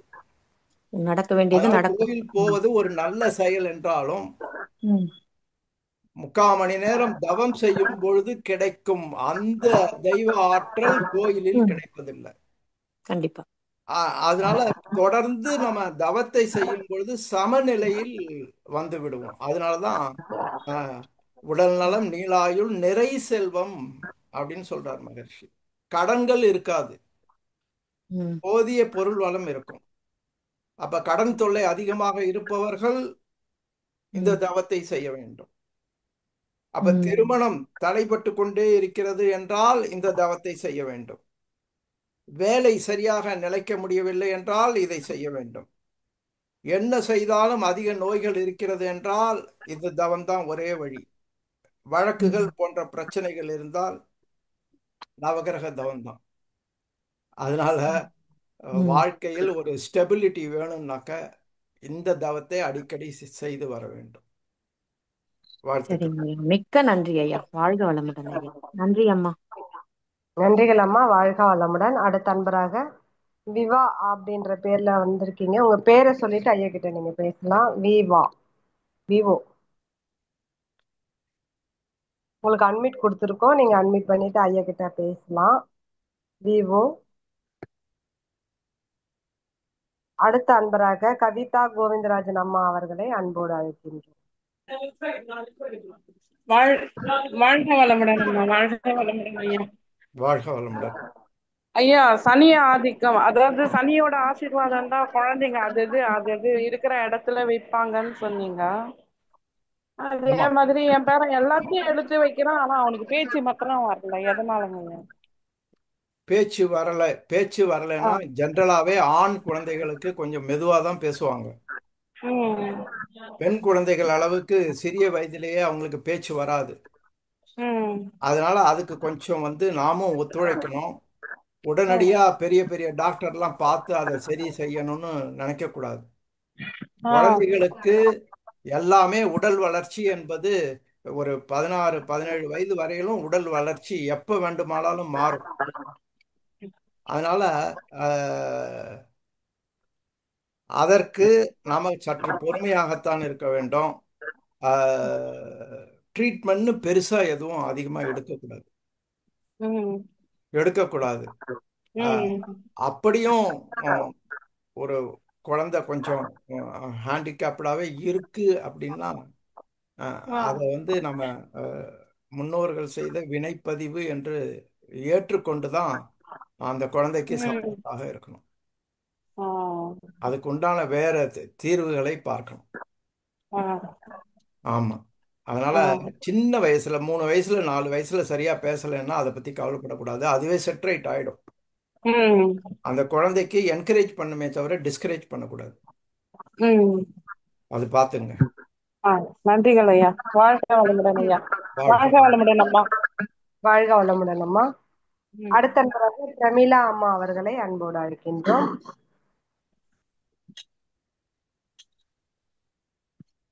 பிரமிளா அம்மா, உங்களுக்கு அட்மிட் கொடுத்துருக்கோம்மா. அடுத்த அன்பராக மகேஷ் அவர்களை அன்போடு அழைக்கின்றோம். மகேஷ் ஐயா, நீங்க அட்மிட் பண்ணிட்டு பேசலாங்க ஐயா. ஐயா வாழ்க வளமுடன் ஐயா. சென்னையில இருந்து பேசுறேன், வாழ்க மகேஷ். வளமுடன். நீங்க இப்ப இந்த கிரகத்தை பத்தி நல்லா சொன்னீங்க. அதே மாதிரி வேலைக்கு எப்படி இருக்குன்னு சொன்னீங்க. அதுக்கப்புறம் பஞ்சபூத நவகிரகத்தினால கொண்டு சொன்னீங்க. நன்றி, சிறப்பா இருந்ததுங்கய்யா. எனக்கு நான் இப்போ எனக்கு சில விஷயங்கள் இப்போ தடைகள் அதிகமா இருக்கு. ஃபார் எக்ஸாம்பிள் சொல்ல போனா இப்போ நான் ஸ்விக்கில ஃபுல் டைமா டெலிவரி பார்ட்னரா இருக்கேன். கூடுதல் வருமானம் பண்ணணுன்றதை எல்ஐசிக்கும் பார்த்துட்டு இருக்கேன். அதுல பாத்தீங்கன்னா ஏதாவது இப்ப நீங்க பண்ணணும் போகணும்னு நினைப்பேன். ஏதாவது தடைகள் வருது. அதே மாதிரி பாத்தீங்கன்னா நான் மனவளக்கலைக்கு அப்பா அம்மா வீட்டுல எல்லா சமயம் போகணும்னு நினைக்கும் போது வேற ஏதாவது வேலை அதுவும் தடை வந்துருது. ஸோ இன்னைக்கு ஒரு தவம் பண்ணணும்னு பார்த்தா எனக்கு தடை வந்துருச்சு. அதுக்கு எப்படி பஞ்சவன் அதுக்கேற்ற மாதிரி நான் எப்படி மீன்ஸ் அப்பா அம்மா ஊர்ல நானும் பிசினஸ் பண்ணி தான் ஊர்ல இருக்கோம்னா, வீட்டுல தான் இருக்கோம்னா, அதுக்கேற்ற மாதிரி மன்ற தவத்துக்கு போனா என்ன மாதிரி தவத்தை நம்ம பண்ணணும், எப்படி எப்படி நம்மளை மாத்தி சரி பண்ணிக்கணும், இது எனக்கு வேணுங்கய்யா. அடிக்கடி பஞ்சபூத நவகிரக தவத்தை செய்யுங்க. சரிங்கய்யா. ஒவ்வொரு கிரகத்தின் ஆற்றலும் உங்களுக்கு ஒரு சப்போர்ட்டாக மாற ஆரம்பிக்கும். அப்ப சரிங்கய்யா. அதற்கு தகுந்த சூழ்நிலைகள் மாறும், எண்ணங்கள் மாறும். அதை சரிங்கய்யா. செயல்படுத்தி நாம அந்த குறைகளிலிருந்து நிச்சயமாக விடுபடலாம். இதற்கு கால நீடிப்பு ஆகலாம். நம்முடைய பதிவுகளுக்கு சரிங்கய்யா. ஏற்ப கால நீடிப்பு ஆகலாம். ஆனாலும் தவத்தை ஒரு வாழ்க்கையின் ஒரு பகுதியாக வைக்கணும். தவம் என்பது ஏதோ தனியா போய் உக்காந்து சீரியஸா செய்யணும்னு நினைக்க கூடாது. அது நமது வாழ்க்கை சரிங்கய்யா. இறை வழிபாட்டை மகரிஷி அவர்கள் அக வழிபாடாக காந்த தத்துவத்தின் படி கொடுத்துட்டாரு. அதனால இதை ஒரு சரிங்க கடமையாக செய்யணும். ஒவ்வொரு நாளும் சரி செய்யணும். சரிங்க இது போல குறைகள் அதிகமாக இருந்தால் பஞ்சபூத நவக்கிரக தவத்தை வாரம் 3 தடவை செய்தால் சிறப்பு. மற்ற தவங்களை மற்ற நேரங்களில் செய்து கொள்ளலாம். அதனால இது போல சரிங்க செய்யும் பொழுது கொஞ்சம் கொஞ்சமாக நிவாரணம் வர ஆரம்பிக்கும். அதை நாம் புரிந்து கொண்டு அதை ஓகே செயல்படுத்தும் பொழுது தெய்வ சக்தி, சரிங்க நவக்கிரகத்தின் ஒரு சக்தி மணிக்கு மேல வாங்க, நான் நமக்கு பண்ணிக்கிறேன். துணை புரிந்து மதியமா அதிலிருந்து எளிதாக விடுபட முடியும். நீங்க சொல்ற ஒவ்வொரு மாறிட்டேன் பிரச்சனையும் ஒவ்வொரு கிரகத்தோட தொடர்புடையது. அதனால பஞ்சபூத நவகிரக தவத்தை ஜெனரலா பண்ணிடணும். ஓகே அதுதான் தீர்வு, சரிங்க அதுதான் பரிகாரம். மற்றபடி ஓகே குறைபட்டு கொண்டே இருக்கிறதுல பிரயோஜனம் இல்லை. அதை ஏற்றுக்கொண்டு வாழ்ந்தால் பரவாயில்ல. இல்லை என்றால் சில ஓகே சமயம் அந்த கிரகங்கள் மாற்றம் பெறும் பொழுது சில பிரச்சனைகள் ஓகே இயல்பாகவே சரியா போயிடும். அதை உச்சம் நீச்சம் ஓகேங்க என்று ஜோதிடத்துல சொல்லுவாங்க. ம் சூரியனுடைய ஓகேங்க ஆற்றல் அந்த சுழற்சியால ம் நீச்சமாக மிக குறைவாக இருக்கும் பொழுது உடல்ல சில ஓகே நோய்கள் வரும். அப்ப அதற்கெல்லாம் சரி அவசர அவசரமாக உடனே ட்ரீட்மெண்ட் பண்ணி உடனே சரி பண்ணணும்னு நினைக்க கூடாது. கொஞ்சம் எல்லாத்துக்கும் பொறுமையும் டயத்தையும் கொடுக்கணும். ஓகேங்க இது போல இருக்கும் பொழுது ஏதோ சில பேர், நிறைய பேர் சொல்ல கேள்விப்பட்டிருக்கேன், இங்க அலைஞ்சேன் அங்க அலைஞ்சேன் இந்த உடல் பிரச்சனைக்கு, கடைசியில இந்த டாக்டர்கிட்ட போனேன் 6 மாசம் ம் கழிச்சு அவர் ஒரு மருந்து எழுதி ம் கொடுத்தார், உடனே சரியாயிடுத்து. எனவே அந்த டாக்டர் தான் உலகத்திலேயே சிறந்த டாக்டர்னு சொல்லுவாங்க. அது அப்படி ஓகே அல்ல. இவர்களுடைய சரிங்க பதிவுகள் எல்லாம் அனுபவிக்க ம் வேண்டியதெல்லாம் தீர்ந்து விட்டது. அந்த சரி ஓகே டாக்டர்கிட்ட போய் முறையான மருந்து கொடுத்து சரியா போயிடுது. சரி ஓகேங்க அதனால முதல்ல பொறுமை வேண்டும், ஓகே நிதானம் வேண்டும். அஹ், சரி இதற்கு மிக அவசரமாக செயல்படணுமான்னு அடிக்கடி பட்டுதுன்னா அவசரமா செயல்பட்டு தான் ஆகணும். ஒரு சரிங்க ஜலதோஷம் வருது, ஒரு ஜுரம் வருதுன்னா கொஞ்சம் நிதானமாக அதற்கு ஓகே என்ன தவறு வந்ததுன்னு பார்த்து ஒரு ஓகே சாத்வீக முறையில் அதை சரி செய்ய முயற்சி செய்யணும், பொறுத்து கொள்ளணும். உடல் சரிங்க அந்த தெய்வ சக்தி தானாக குணப்படுத்தும் இயல்பும் இருக்கு. ஓகே வாழ்த்துக்கள். நன்றிங்க ஓகே நன்றிகள் ஐயா, சரி வாழ்க வளமுடன். அடுத்த அன்பராக தீன இது தயாளன் அவர்களை பெருமிட்டுக்கு அன்போடு வச்சுட்டு போனேன் ஒரு 2:30 மேல போல வரலாம்ல வாழ்க வளமுடன் அம்மா, வாழ்க வளமுடன் ஐயா.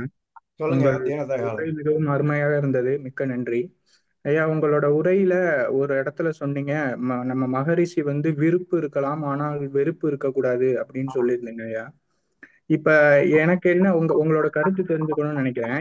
இப்ப புகைப்பிடித்தல், மது அருந்துதல், இந்த மாதிரி தீய பழக்கங்களுக்கு நான் வெறுப்பு இருந்தாலும் பரவாயில்ல அப்படின்னு நான் நினைச்சிட்டு இருந்தேன் இவ்வளவு நேரம், இவ்வளவு நாள். இப்ப இந்த இந்த இந்த வேதாத்திரி சொன்னபடி கேட்கும் போது இந்த இடத்துல இப்படி வெறுப்பு இருந்தா பரவாயில்லையா அப்படின்ற உங்களோட கருத்து வேணுங்கய்யா எனக்கு. இந்த மாதிரி தீய விருப்பங்களுக்கு வெறுப்பு இருந்தால் பரவாயில்லையா, இல்ல அதுக்கும் வெறுப்பு இருக்க கூடாதா அதுக்கு அப்படின்றது. புரியல. தீய பழக்கங்கள் மேலையுமே வெறுப்பு இருக்கக்கூடாதா? அதாவது வெறுப்பா? மது அருந்துதல், வெறுப்பு, மது அருந்துதல், புகைப்பிடித்தல், அதான் இது அதான் நீங்க கேட்ட இருந்தா கேள்வி பரவாயில்லையா? அருமையான கேள்வி. ம் எதை மிக அதிகமாக வெறுக்கிறோமோ அதில் நம் மனம் அதிகமாக ஈடுபட்டு அதோடு உறவாடுகிறது. எதை அதிகமாக விரும்புகிறோமோ அதனோடும் மனம் முழுமையாக ஈடுபட்டு உயிர்கலப்பு பெற்று உறவாடுகிறது. அதனால விருப்பு வெறுப்பு இல்லாத ஒரு நிலையில் வாழ வேண்டும். வெறுக்க வெறுக்க அது நம்மை விடாது, அதுக்கு சக்தி கூடும். அதனால் அதை வெறுக்கவும் கூடாது, அதை விரும்பவும் கூடாது. அது ஒரு தேவையற்ற பழக்கம் என்று நாம் சங்கல்பம் செய்து கொண்டு தவ முடிவில் அது என் உடல் நலத்திற்கு நல்லது இல்லை என்ற வகையில் அதை அன்போடு விடை கொடுத்து விட வேண்டும். வைராகியமாக நாம் அது செய்ய செய்ய அது நம்மை துரத்தும். அதனால தான் வெறுப்பு கூடாது அப்படின்ற தீய பழக்கங்களை கூட வெறுத்து நம்மால் அதிலிருந்து விடுபட முடியாது. தவம் செய்ய செய்ய மன மாற்றம் ஏற்பட்டு இயல்பாக அது விலகிவிடும். தவ ஆற்றல் அதிகமாக அதிகமாக அந்த சக்தி அந்த பழக்கத்திலிருந்து கிடைக்கும் அந்த இன்பத்தை ஏற்றுக்கொள்ளாது. அதனால விருப்பு வெறுப்பின்றி எமோஷனல் மூடும்பாங்க. அதிக விருப்பும் எமோஷன் தான், அதிக வெறுப்பும் எமோஷன் தான். அது ரெண்டும் இல்லாமல் சமநிலையில் வாழ முயற்சிப்போம். வாழ்த்துக்கள். நன்றிகள் ஐயா. வாழ்க வளமுடன். அடுத்த அன்பராக செவேல் ஐயா அவர்களை அன்போடு அழைக்கின்றோம். வாழ்க வளமுடன் ஐயா. வாழ்க வளமுடன் ஐயா. நீங்க வாழ்க வளமுடன். சொன்னீங்க நம்மளுடைய உடல்ல நீங்க சொல்றீங்க ஒவ்வொரு நம்மளுடைய 7 நட்சத்திரங்கள், அந்த நட்சத்திரங்கள் பிரகாரம் நம்ம உடம்புல இப்ப சூரியன், அதே மாதிரி நீங்க ராகு கேது சனி இதெல்லாம் நல்லா பண்ணணும்னு சொல்றீங்க. ஒரு நாள் விடாத நம்மளுடைய இந்த பஞ்சபூத நவகிரகங்கள் தவம் செஞ்சுக்கிட்டு வர நம்மளுடைய உடல்ல எந்த குறைகள் இருந்தாலும் அதை நிவர்த்தி செய்யுமா ஐயா? இன்னும் நம்மளுக்கு நம்ம குழந்தைகள் வந்து இப்ப 7.5 நாள் சனி நடக்குதுன்னு சொல்றாங்க, அதனுடைய தாக்கங்கள் அதிகமா இருக்கும். நம்மளுடைய இந்த பஞ்சபூத நவகரணம் செஞ்சுட்டு வர அதனுடைய தாக்கங்கள்லாம் குறைய ஆரம்பிக்கும் ஐயா. நிச்சயமாக அந்த 7.5 நாட்டு சனிங்கிறது நீங்க வந்து மகரிஷி சொன்னதை விட அடுத்த கட்டத்துக்கு குழப்பத்துக்கு போயிடுறீங்க. அந்த கட்டத்துக்கே போகக்கூடாது. நாம உறுதியாக நிற்க வேண்டியது நவ கிரகங்களும் அதனுடைய சூழ்நிலைக்கு ஏற்ப நம்முடைய தாயின் வயிற்றில் கருவாக நாம் உருவானதுக்கு ஏற்ப அந்த சுழற்சிக்கு ஏற்ப நமது வாழ்க்கையில் நன்மைகளையும் தீமைகளையும் அளிக்கிறது.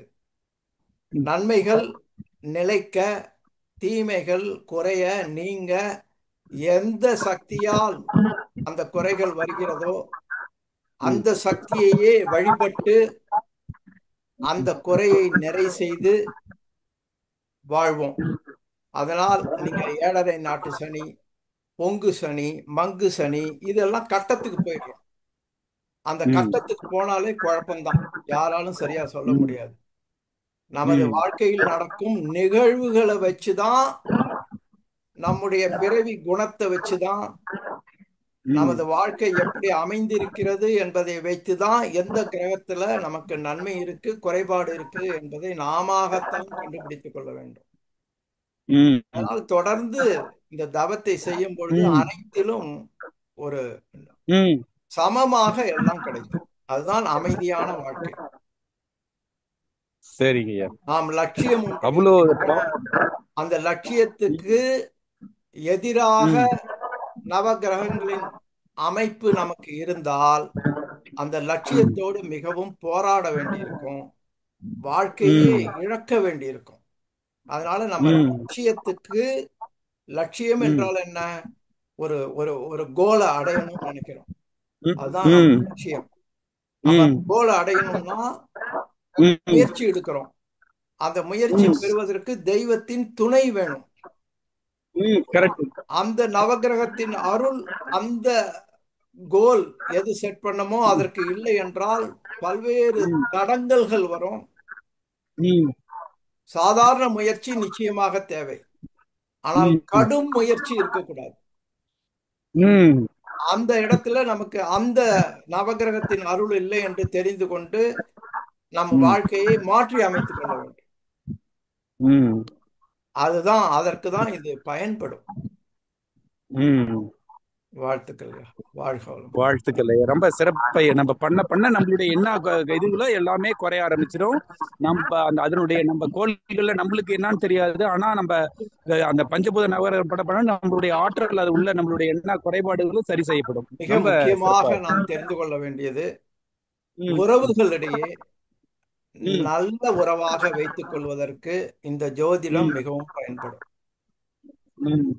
நமக்கு ஒரு விதமான கோள்கள் ஆற்றல் அதிகமாக இருக்கிறது, நம்முடைய குணம் ஒரு மாதிரியாக அமைகிறது.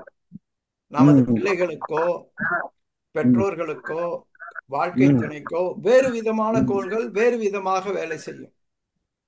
அதனால் அவர்கள் நம்மை போலவே நினைத்து நடந்து வர வேண்டும் என்று நம்ம திணிக்க கூடாது.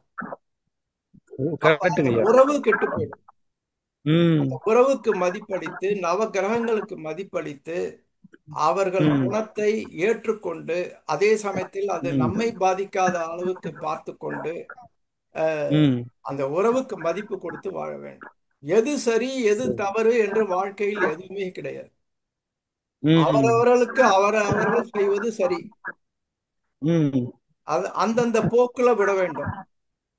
ம் ஒரு சில சரிங்க. லேடிஸ் பாத்தீங்கன்னா வேலைக்கு ம் போனாதான் அவங்களுக்கு திருப்தி.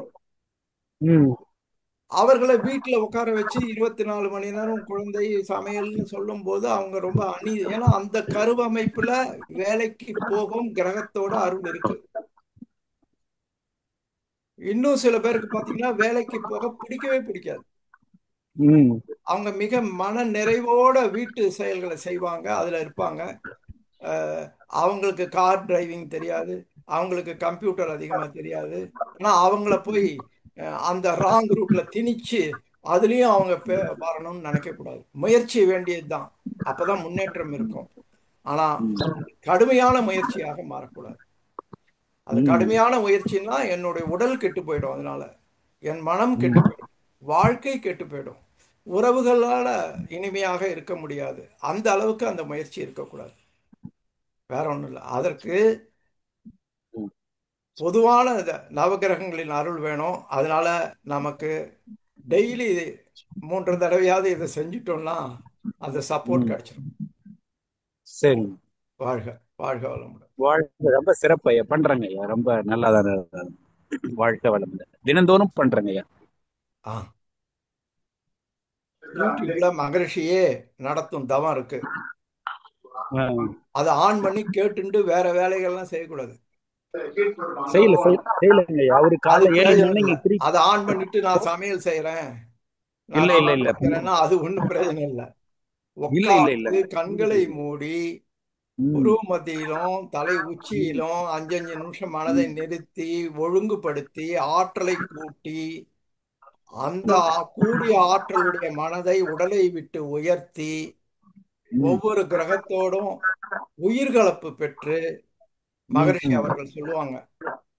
அந்த ம் உயிர்கலப்புங்கிறதுக்கு என்ன அர்த்தம் அப்படின்னாக்க ம் அந்த சூரியனுடைய காந்தம் எல்லாருக்கும் பொதுவா வந்துட்டே இருக்கு.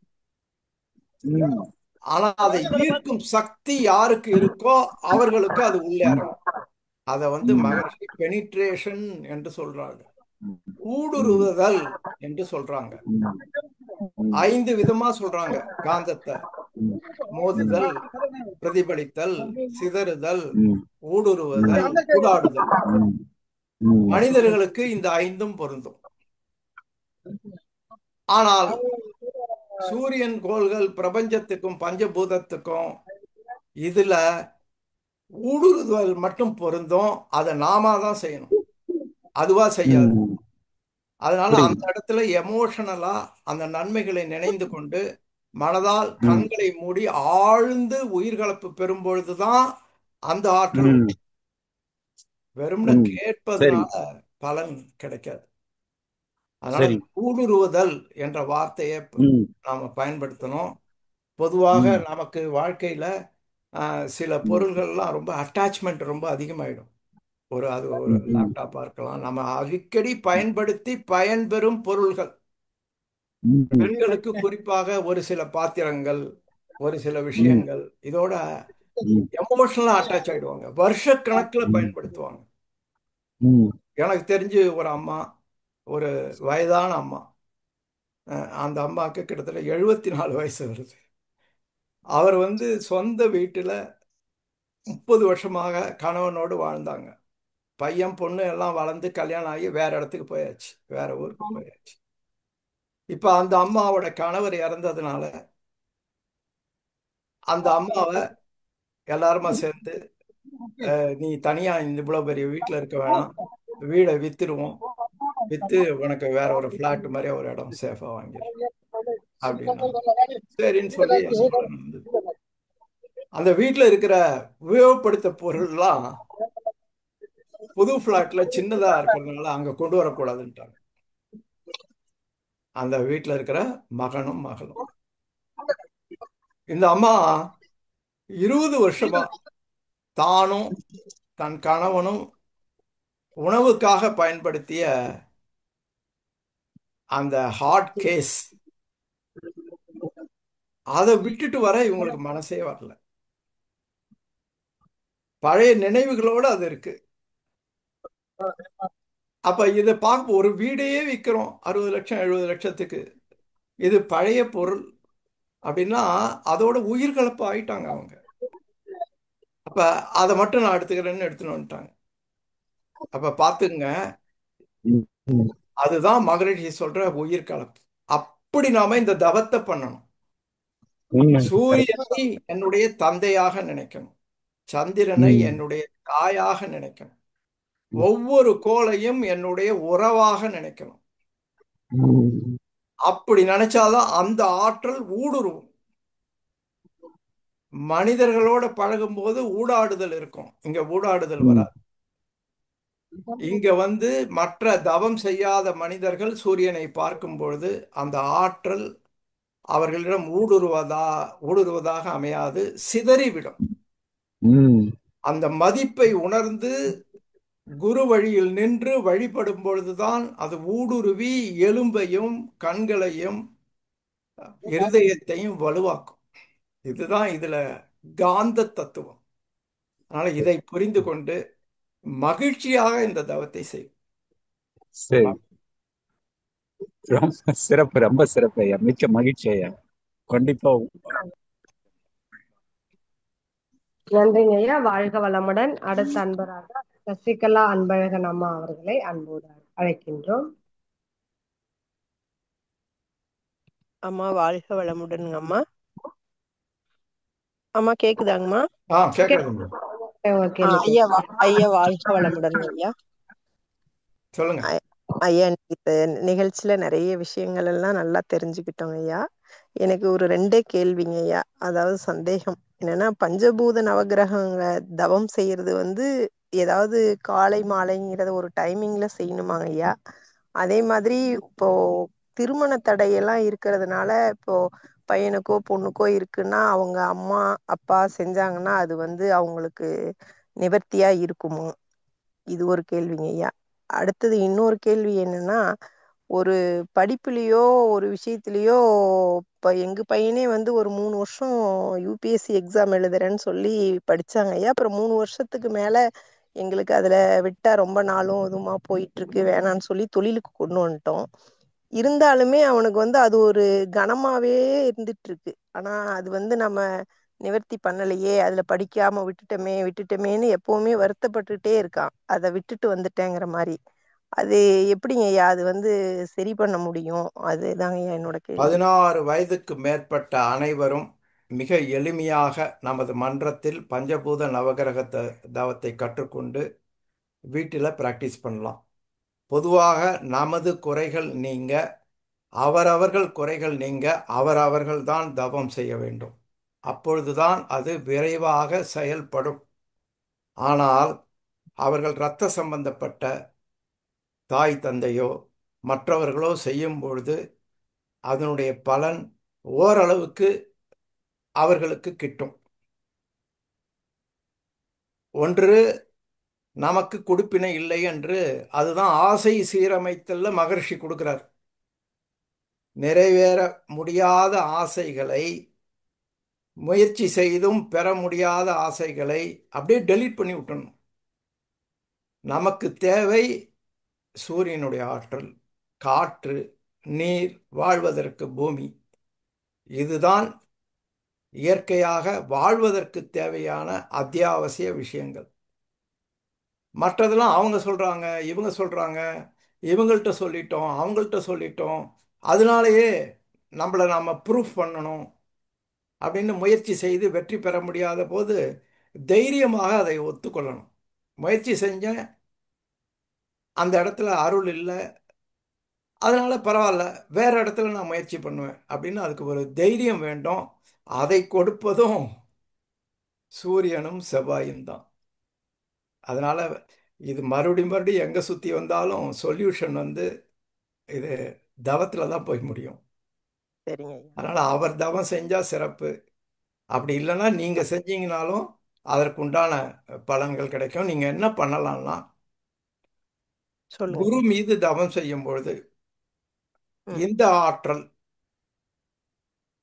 என் வசமாகட்டும், என் ம். மகன் வசமாகட்டும் அப்படின்னு அவர் உருவத்தை நினைச்சு அந்த சரிங்க ஆற்றல் அவருக்கு இறங்குவது போல நினைந்து கொள்ளலாம். சரிங்க அதுவும் ஓரளவுக்கு வேலை செய்யும். அப்படி முயற்சி பண்ணி பாருங்க. சரிங்க ஐயா. இந்த வாழ்த்துக்கள். பஞ்சபூத நவக்கிரகம் தவம் செய்யும் எப்ப போது வேணா ஐயா செய்யலாம். எந்த கண்ணுல தண்ணி வருதுங்க ஐயா. ஒவ்வொரு டைம் செய்யும்போது கண்ணுல தண்ணி வருது. அது எதனாலன்னு தெரியல. அதான் அது அது உடல்ல ரசாயன மாற்றங்களை ஏற்படுத்தும் பொழுது சில சமயம் வரலாம். அதெல்லாம் நீங்க ஒன்றும் பெருசுபடுத்திக்கவே பண்ணாதீங்க. இது மனம் சம்பந்தப்பட்டது. அந்த சரிங்க ஜீவகாந்தத்தில் மாற்றம் ஏற்படும் பொழுது சில நல்ல விளைவுகள் வரும்.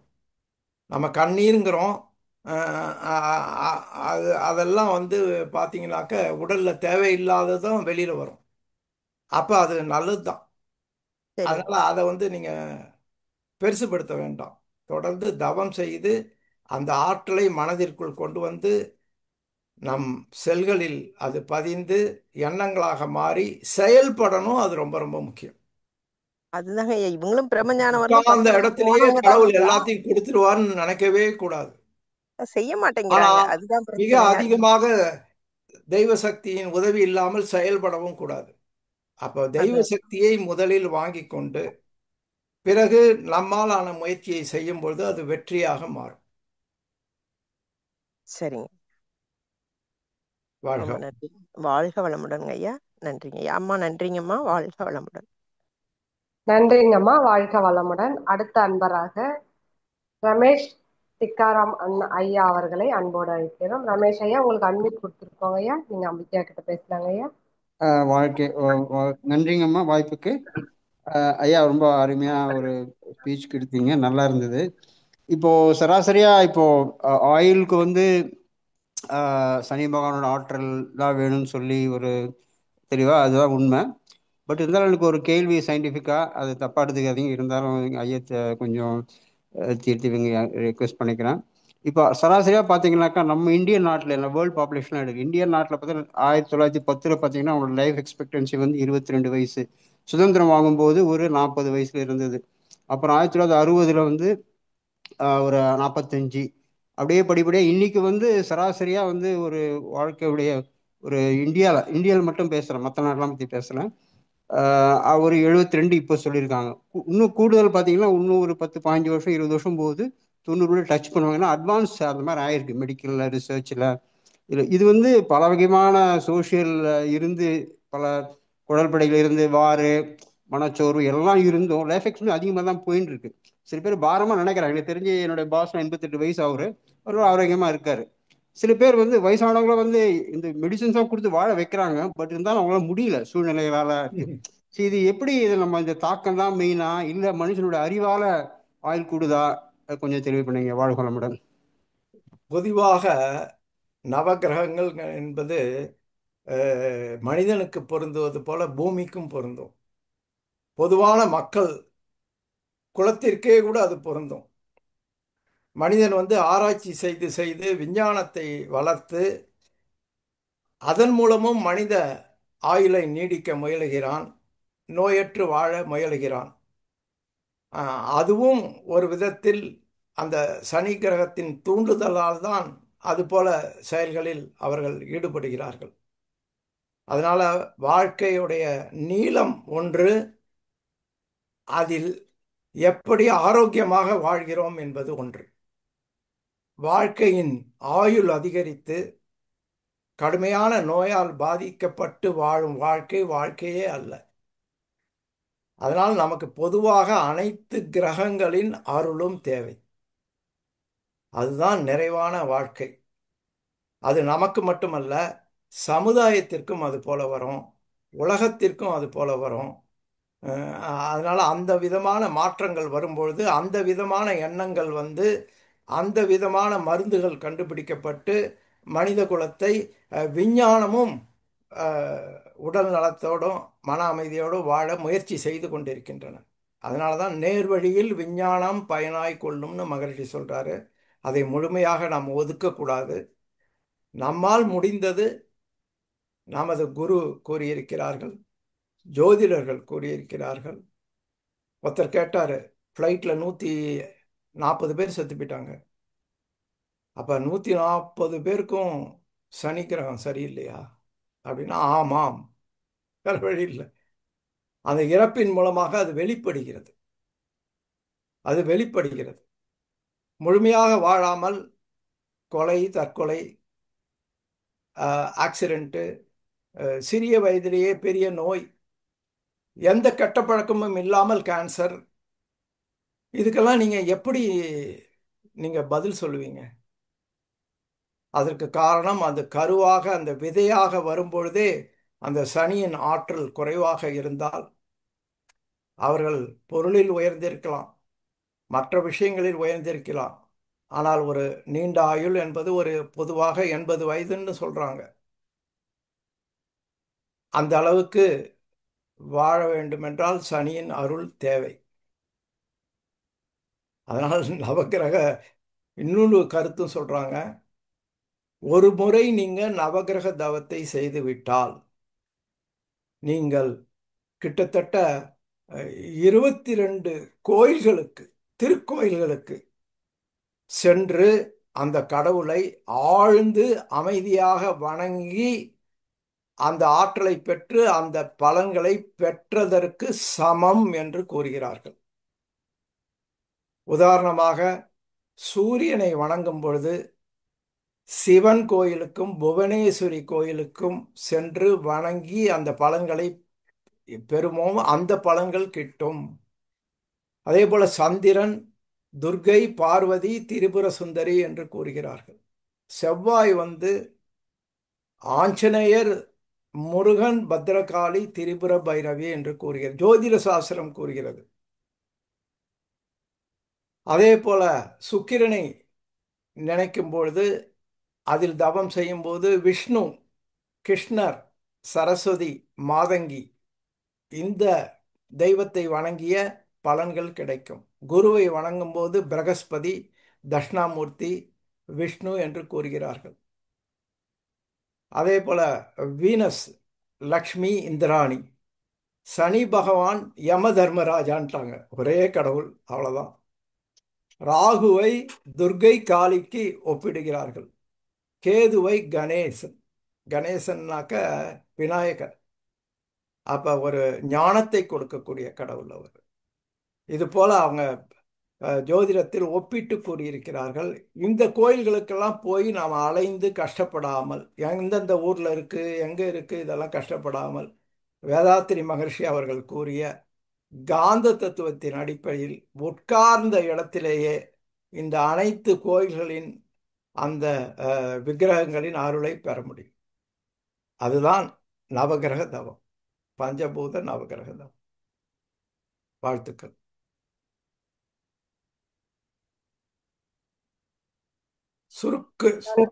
வாழ்க வளமுடன். சுருக்கமாக, பொருள் செலவு இல்லாமல், அலைச்சல் இல்லாமல் பாருங்க, மகர்ஷி அவர்கள் எந்த அளவுக்கு விஞ்ஞானத்தை பயன்படுத்தி சிறப்பாக வாழ இந்த தவங்களை கொடுத்திருக்காங்க பாருங்க. மதிப்பை உணருங்க. வாழ்த்துக்கள். நன்றிகள் ஐயா, மிகவும் சிறப்புங்க ஐயா. வாழ்க வளமுடன் ஐயா.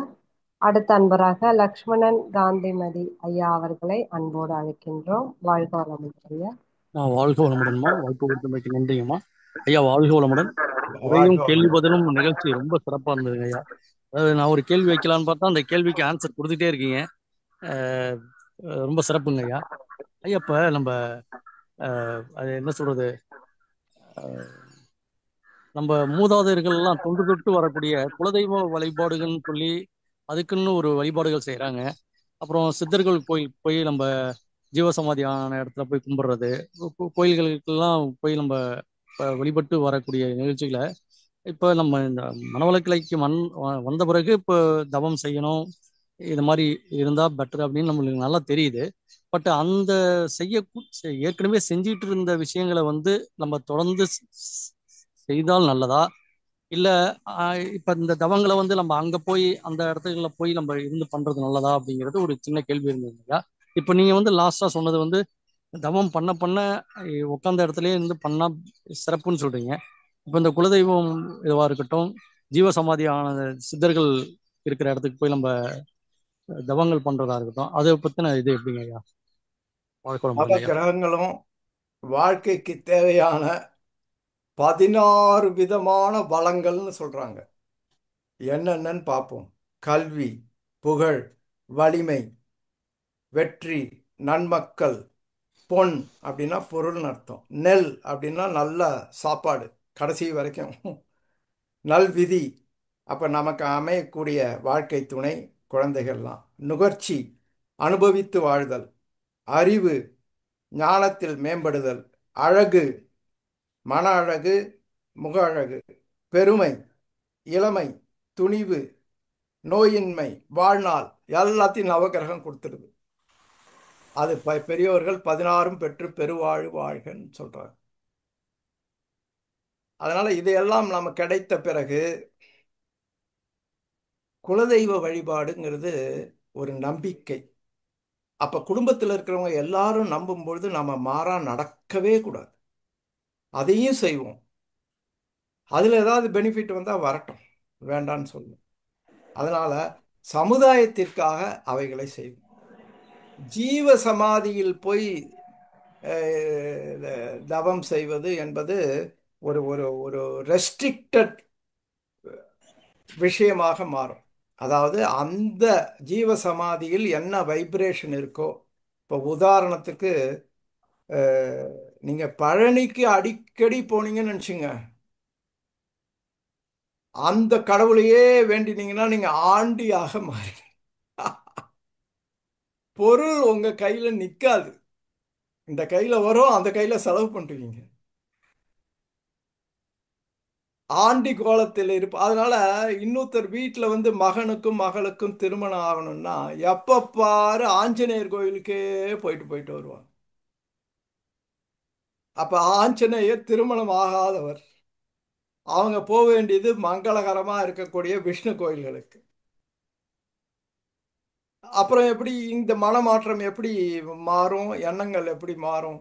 அதனால எந்த தெய்வத்தை வேண்டுகிறோமோ அந்த மனமாற்றம் நமக்கு ஏற்பட்டு அந்த செயலை செய்ய வைத்து மாறும். எனவே இப்படியெல்லாம் போட்டு நம்ம குழப்பிக்காத, நவகிரக தவத்தை சிறப்பாக செஞ்சாலே போதும். மற்றதெல்லாம் ஆப்ஷனலாக வச்சுக்கலாம், சமுதாயத்துக்காக வச்சுக்கலாம், எங்கேயும் குறை காணக்கூடாது. ஆனால் நாம் அதில் மிக ஆர்வமாக ஈடுபட வேண்டிய அவசியம் இல்லை. தன்வந்திரிங்கிறவர் வந்து அந்த சித்தர் வந்து அதுக்கு ஒரு கோயில் இருக்கு. அவர் மருத்துவ துறையில் எக்ஸ்பர்ட் ஆகி அதிலேயே அது கண்டுபிடித்து சமாதி அடைந்தார். நீங்க ஒரு டாக்டர் படிப்புக்கு படிச்சா வேணா நீங்க அங்க போனீங்கன்னா அந்த ஆற்றல் உதவி பெறும் உங்களுக்கு. மற்றபடி சாதாரண வாழ்க்கையை நடத்துவதற்கு வேண்டிய ஆற்றல் வேணுங்கும் போது நமக்கு வந்து அது போல ஆழ்ந்து போக வேண்டிய அவசியம் இல்லை. சும்மா ஒரு ஒரு அந்த பக்கம் போகலாம், ஒரு நல்ல விஷயம் அப்படிங்கிறதோட அதை நிறுத்திக்கணும். ஆழ்ந்து சொல்ல வேண்டியது இந்த உட்கார்ந்த இடத்தில் செய்ய வேண்டிய தவத்தை தான். வாழ்த்துக்கள் ஐயா. ரொம்ப சிறப்புங்க ஐயா. இன்னும் ஒரே ஒரு கேள்விங்க ஐயா. ஐயா, இப்போ நம்ம வந்து வாழ்க்கையில வந்து வாழக்கூடிய விஷயங்கள் வந்து நம்ம செய்யறது எல்லாமே வந்து சிறப்பா பெட்டரா நல்லா செய்யணும்னு நம்ம நினைக்கிறோம். அது வந்து தொய்வாவே இருக்குது அப்படின்னாக்க மனசோர்வுகள் ஆகுது. நம்ம செய்யணும்னு நினைக்கிறோம், பட் வந்து அது தடங்களுக்கும் இது மாதிரி நடக்கிறப்ப நம்ம நினைக்கிறது சரியா தான் நினைக்கிறோம், பட் வந்து ஏன் வந்து இந்த விஷயங்கள்ல வந்து தடைகள் ஏற்பட்டுட்டே இருக்கு அப்படிங்கிற மாதிரி இருக்கிறப்ப அதை தவிர்க்கிறது நல்லதாயா, இல்ல அதை எதிர்கொண்டு நம்ம முயற்சி பண்ணி கிடைக்கிற வரையும் போராடுறது சரியாங்களையா? சனி கிரகம்தான் அதுக்கு உதவும். வாழ்க்கையில ஒவ்வொரு செயலையும் அதில் முழுமையாக ஈடுபட்டு நிதானமாக செய்ய வேண்டும். படபடப்பாக இருக்கக்கூடாது, அவசர அவசரமாக செய்யக்கூடாது. ஒரு செயலை செய்யும் பொழுது இன்னொரு செயல் ஞாபகமாக இந்த செயலை செய்யக்கூடாதுன்னாக்க சனியினுடைய அருள் போதிய அளவு வேண்டும். அதனால தொடர்ந்து தவம் செய்யும் பொழுது அந்த அருள் கிடைக்க கிடைக்க நாமே பெரும் முயற்சி இல்லாமல் ஒழுங்குமுறையாக நாமே மாறிவிடும். இயல்பாக மாற்றம் வரும். அதுதான் இதில் இருக்கிற பெனிஃபிட்.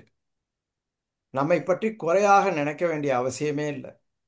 ஒவ்வொருவருக்கும் ஏதோ ஒரு குறைகள் இருந்து தான் ஆகும். அதனால தொடர்ந்து தவம் செய்து சமன்படுத்திப்போம். அந்த மாற்றத்தை கண்டு நமக்கு பெரிய உற்சாகம் கிடைக்கும். ஆஹா, எப்படி இருந்த நான் எப்படி மாறிவிட்டேன், அது எல்லாமே நவகிரகத்தினுடைய அருளால் கிடைச்சது அப்படிங்கிறது நமக்கு உள்ளூர புரிய ஆரம்பிக்கும். வாழ்த்துக்கள். வாழ்த்துக்கள் ஐயா. ஐயா ரொம்ப சிறப்புங்க ஐயா. வாழ்க வளமுடன் ஐயா. அம்மா நன்றிங்க அம்மா. வாழ்க வளமுடன். நன்றிகள் ஐயா. வாழ்க வளமுடன். அன்பர்களுக்கு அன்பான வேண்டுகோள், நேரம் கருதி உங்க கேள்விகளை சுருக்கமா கேட்டீங்கன்னா நம்ம நிறைவு செஞ்சுக்கலாம். அடுத்த அன்பராக சபரீஷ் சுந்தர வடிவேல் ஐயா. வாழ்க வளமுடன் ஐயா. உங்களுக்கு அட்மிட் கொடுத்துருக்கேன், நீங்க அட்மிட் பண்ணிட்டு பேசலாங்க ஐயா. ஐயா வாழ்க வளமுடன் ஐயா. வாழ்க வளமுடன். ஐயா ரொம்ப சிறப்பா இருந்ததுங்க ஐயா, ரொம்ப நன்றி ஐயா. ஒரு கேள்வி, ஐயா இப்போ ஜோதிடத்துல வந்து அவங்க வந்து ஸ்பெசிஃபிக்கா எழுதிடுறாங்க இல்லைங்க ஐயா, பிறவி முடிவு பிறவி நிறைவுன்னு எழுதிடுறாங்க இல்லைங்க ஐயா. ஆனா நம்ம வந்து பிறப்பு இறப்பு நம்ம கையில இல்லை தானங்க ஐயா. நிறைய விஷயம் இருக்குல்ல, ஆக்சிடென்ட் இருக்கு, இன்னும் நிறைய என்ன வேணா நடக்கலாம், பூகம்பம் இல்ல போர் என்ன நடக்குது. பட் ஆனா அது எப்படி கரெக்டா அவங்க அந்த மாதிரி எழுதுறாங்கன்னு கேக்குறாங்க ஐயா. பிறவி நிறைவு அப்புறம் அதுக்கப்புறம் தாண்டி மக்கள் வாழ்றாங்க. மகரிஷி அந்த மாதிரி சொல்லியிருந்தா கூட அதுக்கப்புறம் வாழ்ந்திருக்காங்க.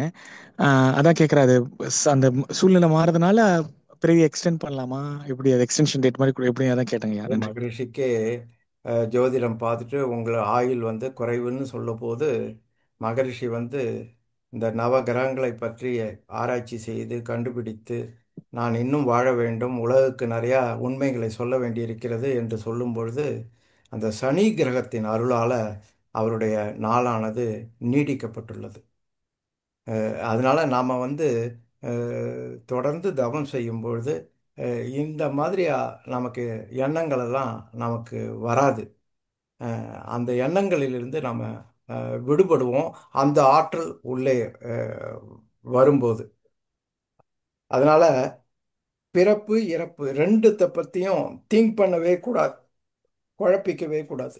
பிறப்பதற்கு முன் நான் என்னவாக இருந்தேன், இறந்த பின் என்னவாக போகிறேன் யாராலும் அறுதியிட்டு சொல்ல முடியல. அதை கூட மகரிஷி விஞ்ஞானமாக கொடுத்துருக்காங்க. இறந்த பிறகு பஞ்சபூதங்களினால் இந்த உடல் கூட்டு இருப்பதால் பஞ்சபூதங்களாக பிரிந்துவிடும். ஆனால் அந்த மனிதன் வாழுங்காலத்தில் நிறைவேறாத ஆசைகள் மிக அதிகமாக வலுவாக இருக்கும் பொழுது அந்த ஆன்மா எர்த் பவுண்ட்ல ஃப்ளோட் ஆகி தகுந்த நபர்களை தேர்ந்தெடுத்து அவர்களுக்குள் சென்று அந்த ஆசைகளை நிறைவேற்றி கொண்டு சமனாகும்னு சொல்லுவார். மற்றபடி மாடா பிறக்கிறோம், அதுவாக பிறக்கிறோம், அடுத்த பிறவி வேண்டாம், இதெல்லாம் வந்து ப்ரூஃப் கிடையாது. இதிலெல்லாம் கவனத்தை செலுத்தவே வேண்டாம். ப்ரெசன்ட் லிவிங், அதுதான் யோகா. இன்றைக்கு நாம் உயிரோடு இருக்கிறோம், இன்றைக்கு நாம் நம் கடமைகளை சிறப்பாக செய்வோம், நாமும் வாழ்ந்து முடிந்த அளவுக்கு பிறருக்கும் உதவி செய்து வாழ்வோம் என்று ஒவ்வொரு நாளையுமே ஒவ்வொரு பிறவியாக நினைந்து அதை மட்டுமே சிந்தித்து எதிர்காலத்தில் பிளான் பண்ணலாம். ஆனால் மிக அதிகமாக அந்த எதிர்காலத்தை பற்றி சிந்திக்காமலும் கடந்த கால நிகழ்வுகளை மனதில் இருந்த தேவையில்லாத விஷயங்களை அகற்றியும் நிகழ்காலத்தில் வாழ முயலுவோம். சில கேள்விகளுக்கு பதில் கிடையாது, கன்வின்சிங்காக பதில் கிடையாது. கேள்வியை கேட்டுக்கொண்டே போகலாம், அதற்கு இன்னொரு பதில் வரும், அதுக்கு ஒரு கேள்வி வரும். அதனால் யாரிடமும் பிறப்பை பற்றியோ இறந்ததுக்கு பின் என்ன நடக்கும் என்பதோ கேட்கவே கூடாது. அதை அப்படியே விட்டுடுவோம். அதெல்லாம் கடவுளுடைய ஆட்சி, இருட்டறையில் நடப்பதுன்னு மகிழ்ச்சி சொல்லிட்டார். அதை விட்டுட்டு நிம்மதியாக இன்றைய வாழ்வை நாம் அனுபவிப்போம். வாழ்த்துக்கள். மிக்க மகிழ்ச்சி. நன்றி ஐயா. நன்றி. வாழ்க வளமுடன். நன்றிகள் ஐயா. வாழ்க வளமுடன் ஐயா. இன்னும் 2 பேர் இருக்காங்க ஐயா, 1 மணிக்கு நம்ம முடிச்சிடலாம். பெல் பாலா ஐயா அவர்களை அன்போடு அழைக்கின்றோம். அம்மா வாய்ப்புக்கு நன்றிங்கம்மா. ஐயா வாழ்க வளமுடன். ரொம்ப மிகவும் இன்னைக்கு வந்து ஒரு அருமையான தலைப்புங்க ஐயா. எல்லாரு மனசுலயுமே இருக்கிற ஒரு குழப்பமான இது, ஜாதகத்தை பாக்குறதா வேணாமான்னு ரொம்ப தெளிவு பண்ணீங்க. நானும் மனவளக்கலை பாலசுப்ரமணியம் திருச்சியில இருந்துங்க ஐயா, மனவளக்கலையில இருக்கேன். அடிக்கடி நவகிரகத்தை பண்ணிட்டு இருக்கேன். இருந்தாலும் கூட குழந்தைங்களுக்காகவும் குடும்பத்திற்காகவும் அருகில் உள்ள விநாயகர் கோயிலுக்கு நம்ம போறோங்க ஐயா. அப்போ வந்து மூலாதார நினைவுல இருக்கணும்னு எனக்கு தோணுது. அது சரிங்களாங்க ஐயா. 2வது கேள்வி வந்து இன்னைக்கு உள்ள பெண் குழந்தைங்களா இருக்கட்டும் அல்லது மகன்களா இருக்கட்டும், திருமணமாகி கொஞ்ச நாள்லயே டைவர்ஸ் பத்தி அடிக்கடி பேசுறாங்க ஐயா. அதாவது எப்படின்னா முன்னாடி மாதிரி இருந்த ஒற்றுமை இல்லாத ஒரு சூழ்நிலை வந்துருது. அதுக்கு வந்து என்ன கிரகத்து மேல தவம் அதிகம் பண்ணணும் அப்படிங்கிறது மட்டும்தாங்க ஐயா. வாழ்வு கொள்ளப்படுங்க ஐயா. நல்ல விஷயங்கள் நடக்க வேண்டும் என்றால் குரு கிரகம்தான். ஓகே, நன்றிங்க ஐயா. தம்பதிகளிடையே ஒற்றுமை வர வேண்டும் என்றால் சந்திரனும் சுக்கிரனும். அதனால சரிங்க. பாத்தீங்கன்னா பொதுவாக நவகிரக தவத்தை பண்ணிட்டாலே போறோம் ஓ, தம்பதிகள். சரி. அந்த நல்லதுங்க. எண்ணமே வராது. சரிங்க. சமுதாயத்துல என்ன வேணா நடக்கட்டும். சரிங்க ஆனா ஐயா. அது வந்து நம்ம வந்து சமுதாயத்தை நல்லது கெட்டது இரண்டும் நிரம்பி இருப்பதால் கெட்டது பக்கமே நம்ம ஃபோக்கஸே பண்ணக்கூடாது. ஓ, சரிங்க ஐயா. நல்லதும் இருக்கு அதுல. நீங்க முதல் கேள்வி கேட்டீங்க, அருமையான விஷயம். பக்கத்தில் இருக்க கோயிலுக்கு அழைத்து கொண்டு குழந்தைகளை பழக்குங்கள். நன்றிங்க ஐயா. அங்கு செல்லும் பொழுது நீங்கள் ஆக்கினையிலும் இருக்கலாம், சாந்தியிலும் இருக்கலாம். ஒன்று சாந்தியில இருக்கும்போது நெகட்டிவான விஷயங்களுக்கு போகும்போது, இடத்திற்கு போகும்போது சாந்தி. ஒரு ஹாஸ்பிட்டல் போகும்போது, சரிங்க ஐயா. பரியல் கிரவுண்டு போகும்போது, ஓகேங்க ஐயா. எமோஷனலா இருக்கிற இடத்துக்கு போகும்போது அங்க வந்து சாந்தி தவம். ஓகேங்க மற்ற ஐயா. தெய்வீக இடங்களுக்கு போகும்போது தாராளமா ஆக்கினையிலே நீங்க இருக்கலாம். நன்றிங்க ஐயா. நன்றிங்க ஐயா. வாழ்த்து. ரொம்ப அருமைங்க ஐயா. குழந்தைகளை வாழ்த்துக்கள். அழைச்சிட்டு போகணும், பெண்கள் கோயில்களுக்கு போகணும். அது சரிங்க. வந்து சிறப்பு தான். அதுல ஒன்றும் சந்தேகமே கிடையாது. நன்றிங்க ஐயா. மிகவும் மகிழ்ச்சிங்க ஐயா. வாழ்த்துக்கள். வாழ்வு கொள்ளப்படுங்க ஐயா. வாழ்க. வாழ்க வளமுடன். நிறைவான அன்பராக சாந்தி சுந்தரம் அம்மா அவர்களே அன்போடு அழைக்கிறேன். வாய்ப்புக்கு நன்றி நாகராணி அம்மா. வாழ்க வளமுடன். ஐயா ரொம்ப அற்புதமான படைப்புங்கய்யா, தொகுப்பு. ஐயா நான் விரைவா கேட்டுடுறேங்க. அதாவது ஒரு மனிதன் தான் செய்தது தவறு என்று உணர்ந்த பிறகும் மீண்டும் என்ன நவகிரகமோ பண்ணிட்டு தான் இருக்கிறேன். ஆனா என்ன பண்ணலாங்க? என்ன அதுக்குண்டான அதாவது கஷ்டமும் அனுபவிக்கிறாங்க. தவறை திரும்பி திரும்பி செய்ய தோணுதா? ஆமாங்கய்யா. அதுக்கு காரணம் வந்து கர்ம ஆ. வினைதானான்னு நான் கேக்குறேன். நீங்க முதல்ல தவறுன்னு உங்களுக்கு உணர்ந்துட்டீங்கல்ல, அதுலயே 50 மார்க் வாங்கிட்டீங்க. அப்ப உங்க மனசுல ஒரு போராட்டம் வந்துடும், இது தேவையில்லை அப்படின்ட்டு. ஆனா நீங்க தொடர்ந்து நவகிரக தவத்தை செய்ய செய்ய மன வலிமை கூடும். இந்த மன வலிமை வந்து அந்த பழக்கத்தை விட அதிகமாகும் போது அதிலிருந்து விடுபட்டுடலாம். அதுவரையிலும் அந்த ரொம்ப பழக்கம் வந்து நன்றிங்கய்யா. இந்த அடுத்து ஒரே ரிப்பீட் ஆகிட்டு தான் இருக்கும். அந்த எண்ணங்களை நீங்க என்கரேஜ் பண்ணாதீங்க. எண்ணமாய் தானே செயலா வருது. அந்த எண்ணம் வரும்பொழுதே நீங்க வந்து அப்படியே பிரபஞ்ச களத்தோட கலந்து விடுங்க. ஆமாங்க. செயலாக்காத முயற்சி பண்ணுங்க. ஆமா, அதுல இருந்து சீக்கிரம் விடுபட்டுடலாம். அதாவது தவம் செய்ய சரிங்கய்யா. மனதோட காந்த தன்மை மாறும், இயல்பாகவே விடுபட்டுடும். ஓகேங்க, ஓகேங்க. ரொம்ப அது நன்றி. டெஸ்டா நல்ல வச்சிருக்குமா? மகரிஷி தெளிவான சொல்றாரு, பதிலுங்க. நீங்க எல்லா மனவளக்கலை பயிற்சிகளையும் குடும்பத்துல ஒரு டெஸ்ட் பண்ணி பாருங்கன்றாரு. அதனால நீங்க கேட்ட கேள்வி திரும்ப திரும்ப அதே ஞாபகம் வருதா? அப்ப நான் இதுல இருந்து பஞ்சபூத நவகிரகத்தை செய்து விடுபடுகிறேனா பார்ப்போம் அப்படின்ட்டு. அதை விட ஸ்ட்ராங்கா இந்த பவர் வரும்போது அது ஓடி போயிடும். கண்டிப்பாங்க, கண்டிப்பாங்க. ஐயா இன்னும் ஒரே ஒரு கொஸ்டின்ங்க. அதாவது கோயிலுக்கெல்லாம் முன்னாடி போனா ஒவ்வொரு நவகிரகத்தையும் பார்த்து எனக்கு அது வேணும் இது வேணும்னு கேட்ட காலம் போய் இப்ப 20 இயர்ஸ் மேல ஆயிடுச்சு. இப்ப போனா அங்க இருக்க வைப்ரேஷனை கண்களை மூடி உணரணும்னு தான் தோணுது. அது அது நல்ல செயல் தானங்கய்யா? கோயிலுக்கு போவது, பக்தி மார்க்கத்தில் இருப்பது ஏற்கனவே பார்த்தோம், ஒரு மன ஆறுதலை கொடுக்கும். எப்பதான் ட்ரெஸ் பண்ணிக்கிறது நல்லா? வெளியில கண்டிப்பா. போகாத உள்ள உட்காந்துட்டு எக்ஸசைஸும் பண்ணிட்டோம், தவமும் பண்ணிட்டோம், காயகல்பமும் பண்ணிட்டோம், சாப்பாடும் பிடிச்சிருது அப்படின்னா ஒரு ஒரு வெளியில போனாதானே நமக்கு ஒரு திருப்தி இருக்கும். அப்போ ஒரு கண்ட இடத்துல போய் பக்கத்துல இருக்கிறவங்களால அரட்டை அடிச்சு அப்படிலாம் பண்றதுக்கு பதிலாக ஒரு கோயிலுக்கு போவது நல்ல விஷயம் தானே. அதுவும் கோயில் ஒரு நல்ல ஆற்றல் உள்ள ஒரு பேங்க் தான். அதனால அங்க போய் அமைதியாக ஆக்கினையிலேயோ இருந்து வழிபட்டுட்டு வாங்கலாம். ஒரு சேஞ்சா இருக்கும். அது ஒரு நல்ல பழக்கம் தானே.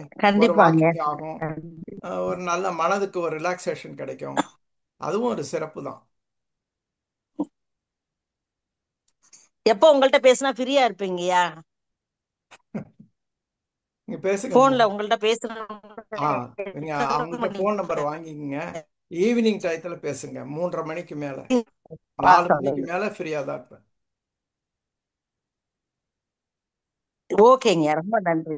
வாழ்க வளமுடன். ஓகேங்க, ரொம்ப அதோட நன்றி. நிறைவு பண்ணிக்கலாம். அருள் பணி சேர்க்க முருகேசன் இந்த சகோதரியின் அன்பு வணக்கம் ஐயா. வாழ்க வளமுடன். முருகேசன் சாரோட நிறைவு பண்ணிக்கலாம். கேளுங்கய்யா. ஐயா நீங்க அட்மிட் பண்ணிட்டு ஐயா கிட்ட பேசலாங்க ஐயா. உங்களுக்கு அட்மிட் கொடுத்துருக்கோங்க ஐயா. மியூட்ல இருந்து எடுத்தாச்சு, அவங்க அலோ பண்ணல. அவங்க அலோ பண்ணல, இந்த நடத்துற வந்து அலோ பண்ணல. இல்ல பேச அவங்க அலோ பண்றாங்களே, பேசுங்க. ஹலோ. கேக்குறது ஐயா? கேக்குதுங்களா? ஐயா வாழ்க வளமுடன் ஐயா. நம்ம கண்ணுக்கு 31 வயசு ஆகுது. வரன் நம்ம நல்லாவே 4-5 இடத்துல சொல்லி பார்த்துட்டு இருக்கிறோம். கொஞ்சம் அமைய மாட்டேங்குதுங்க.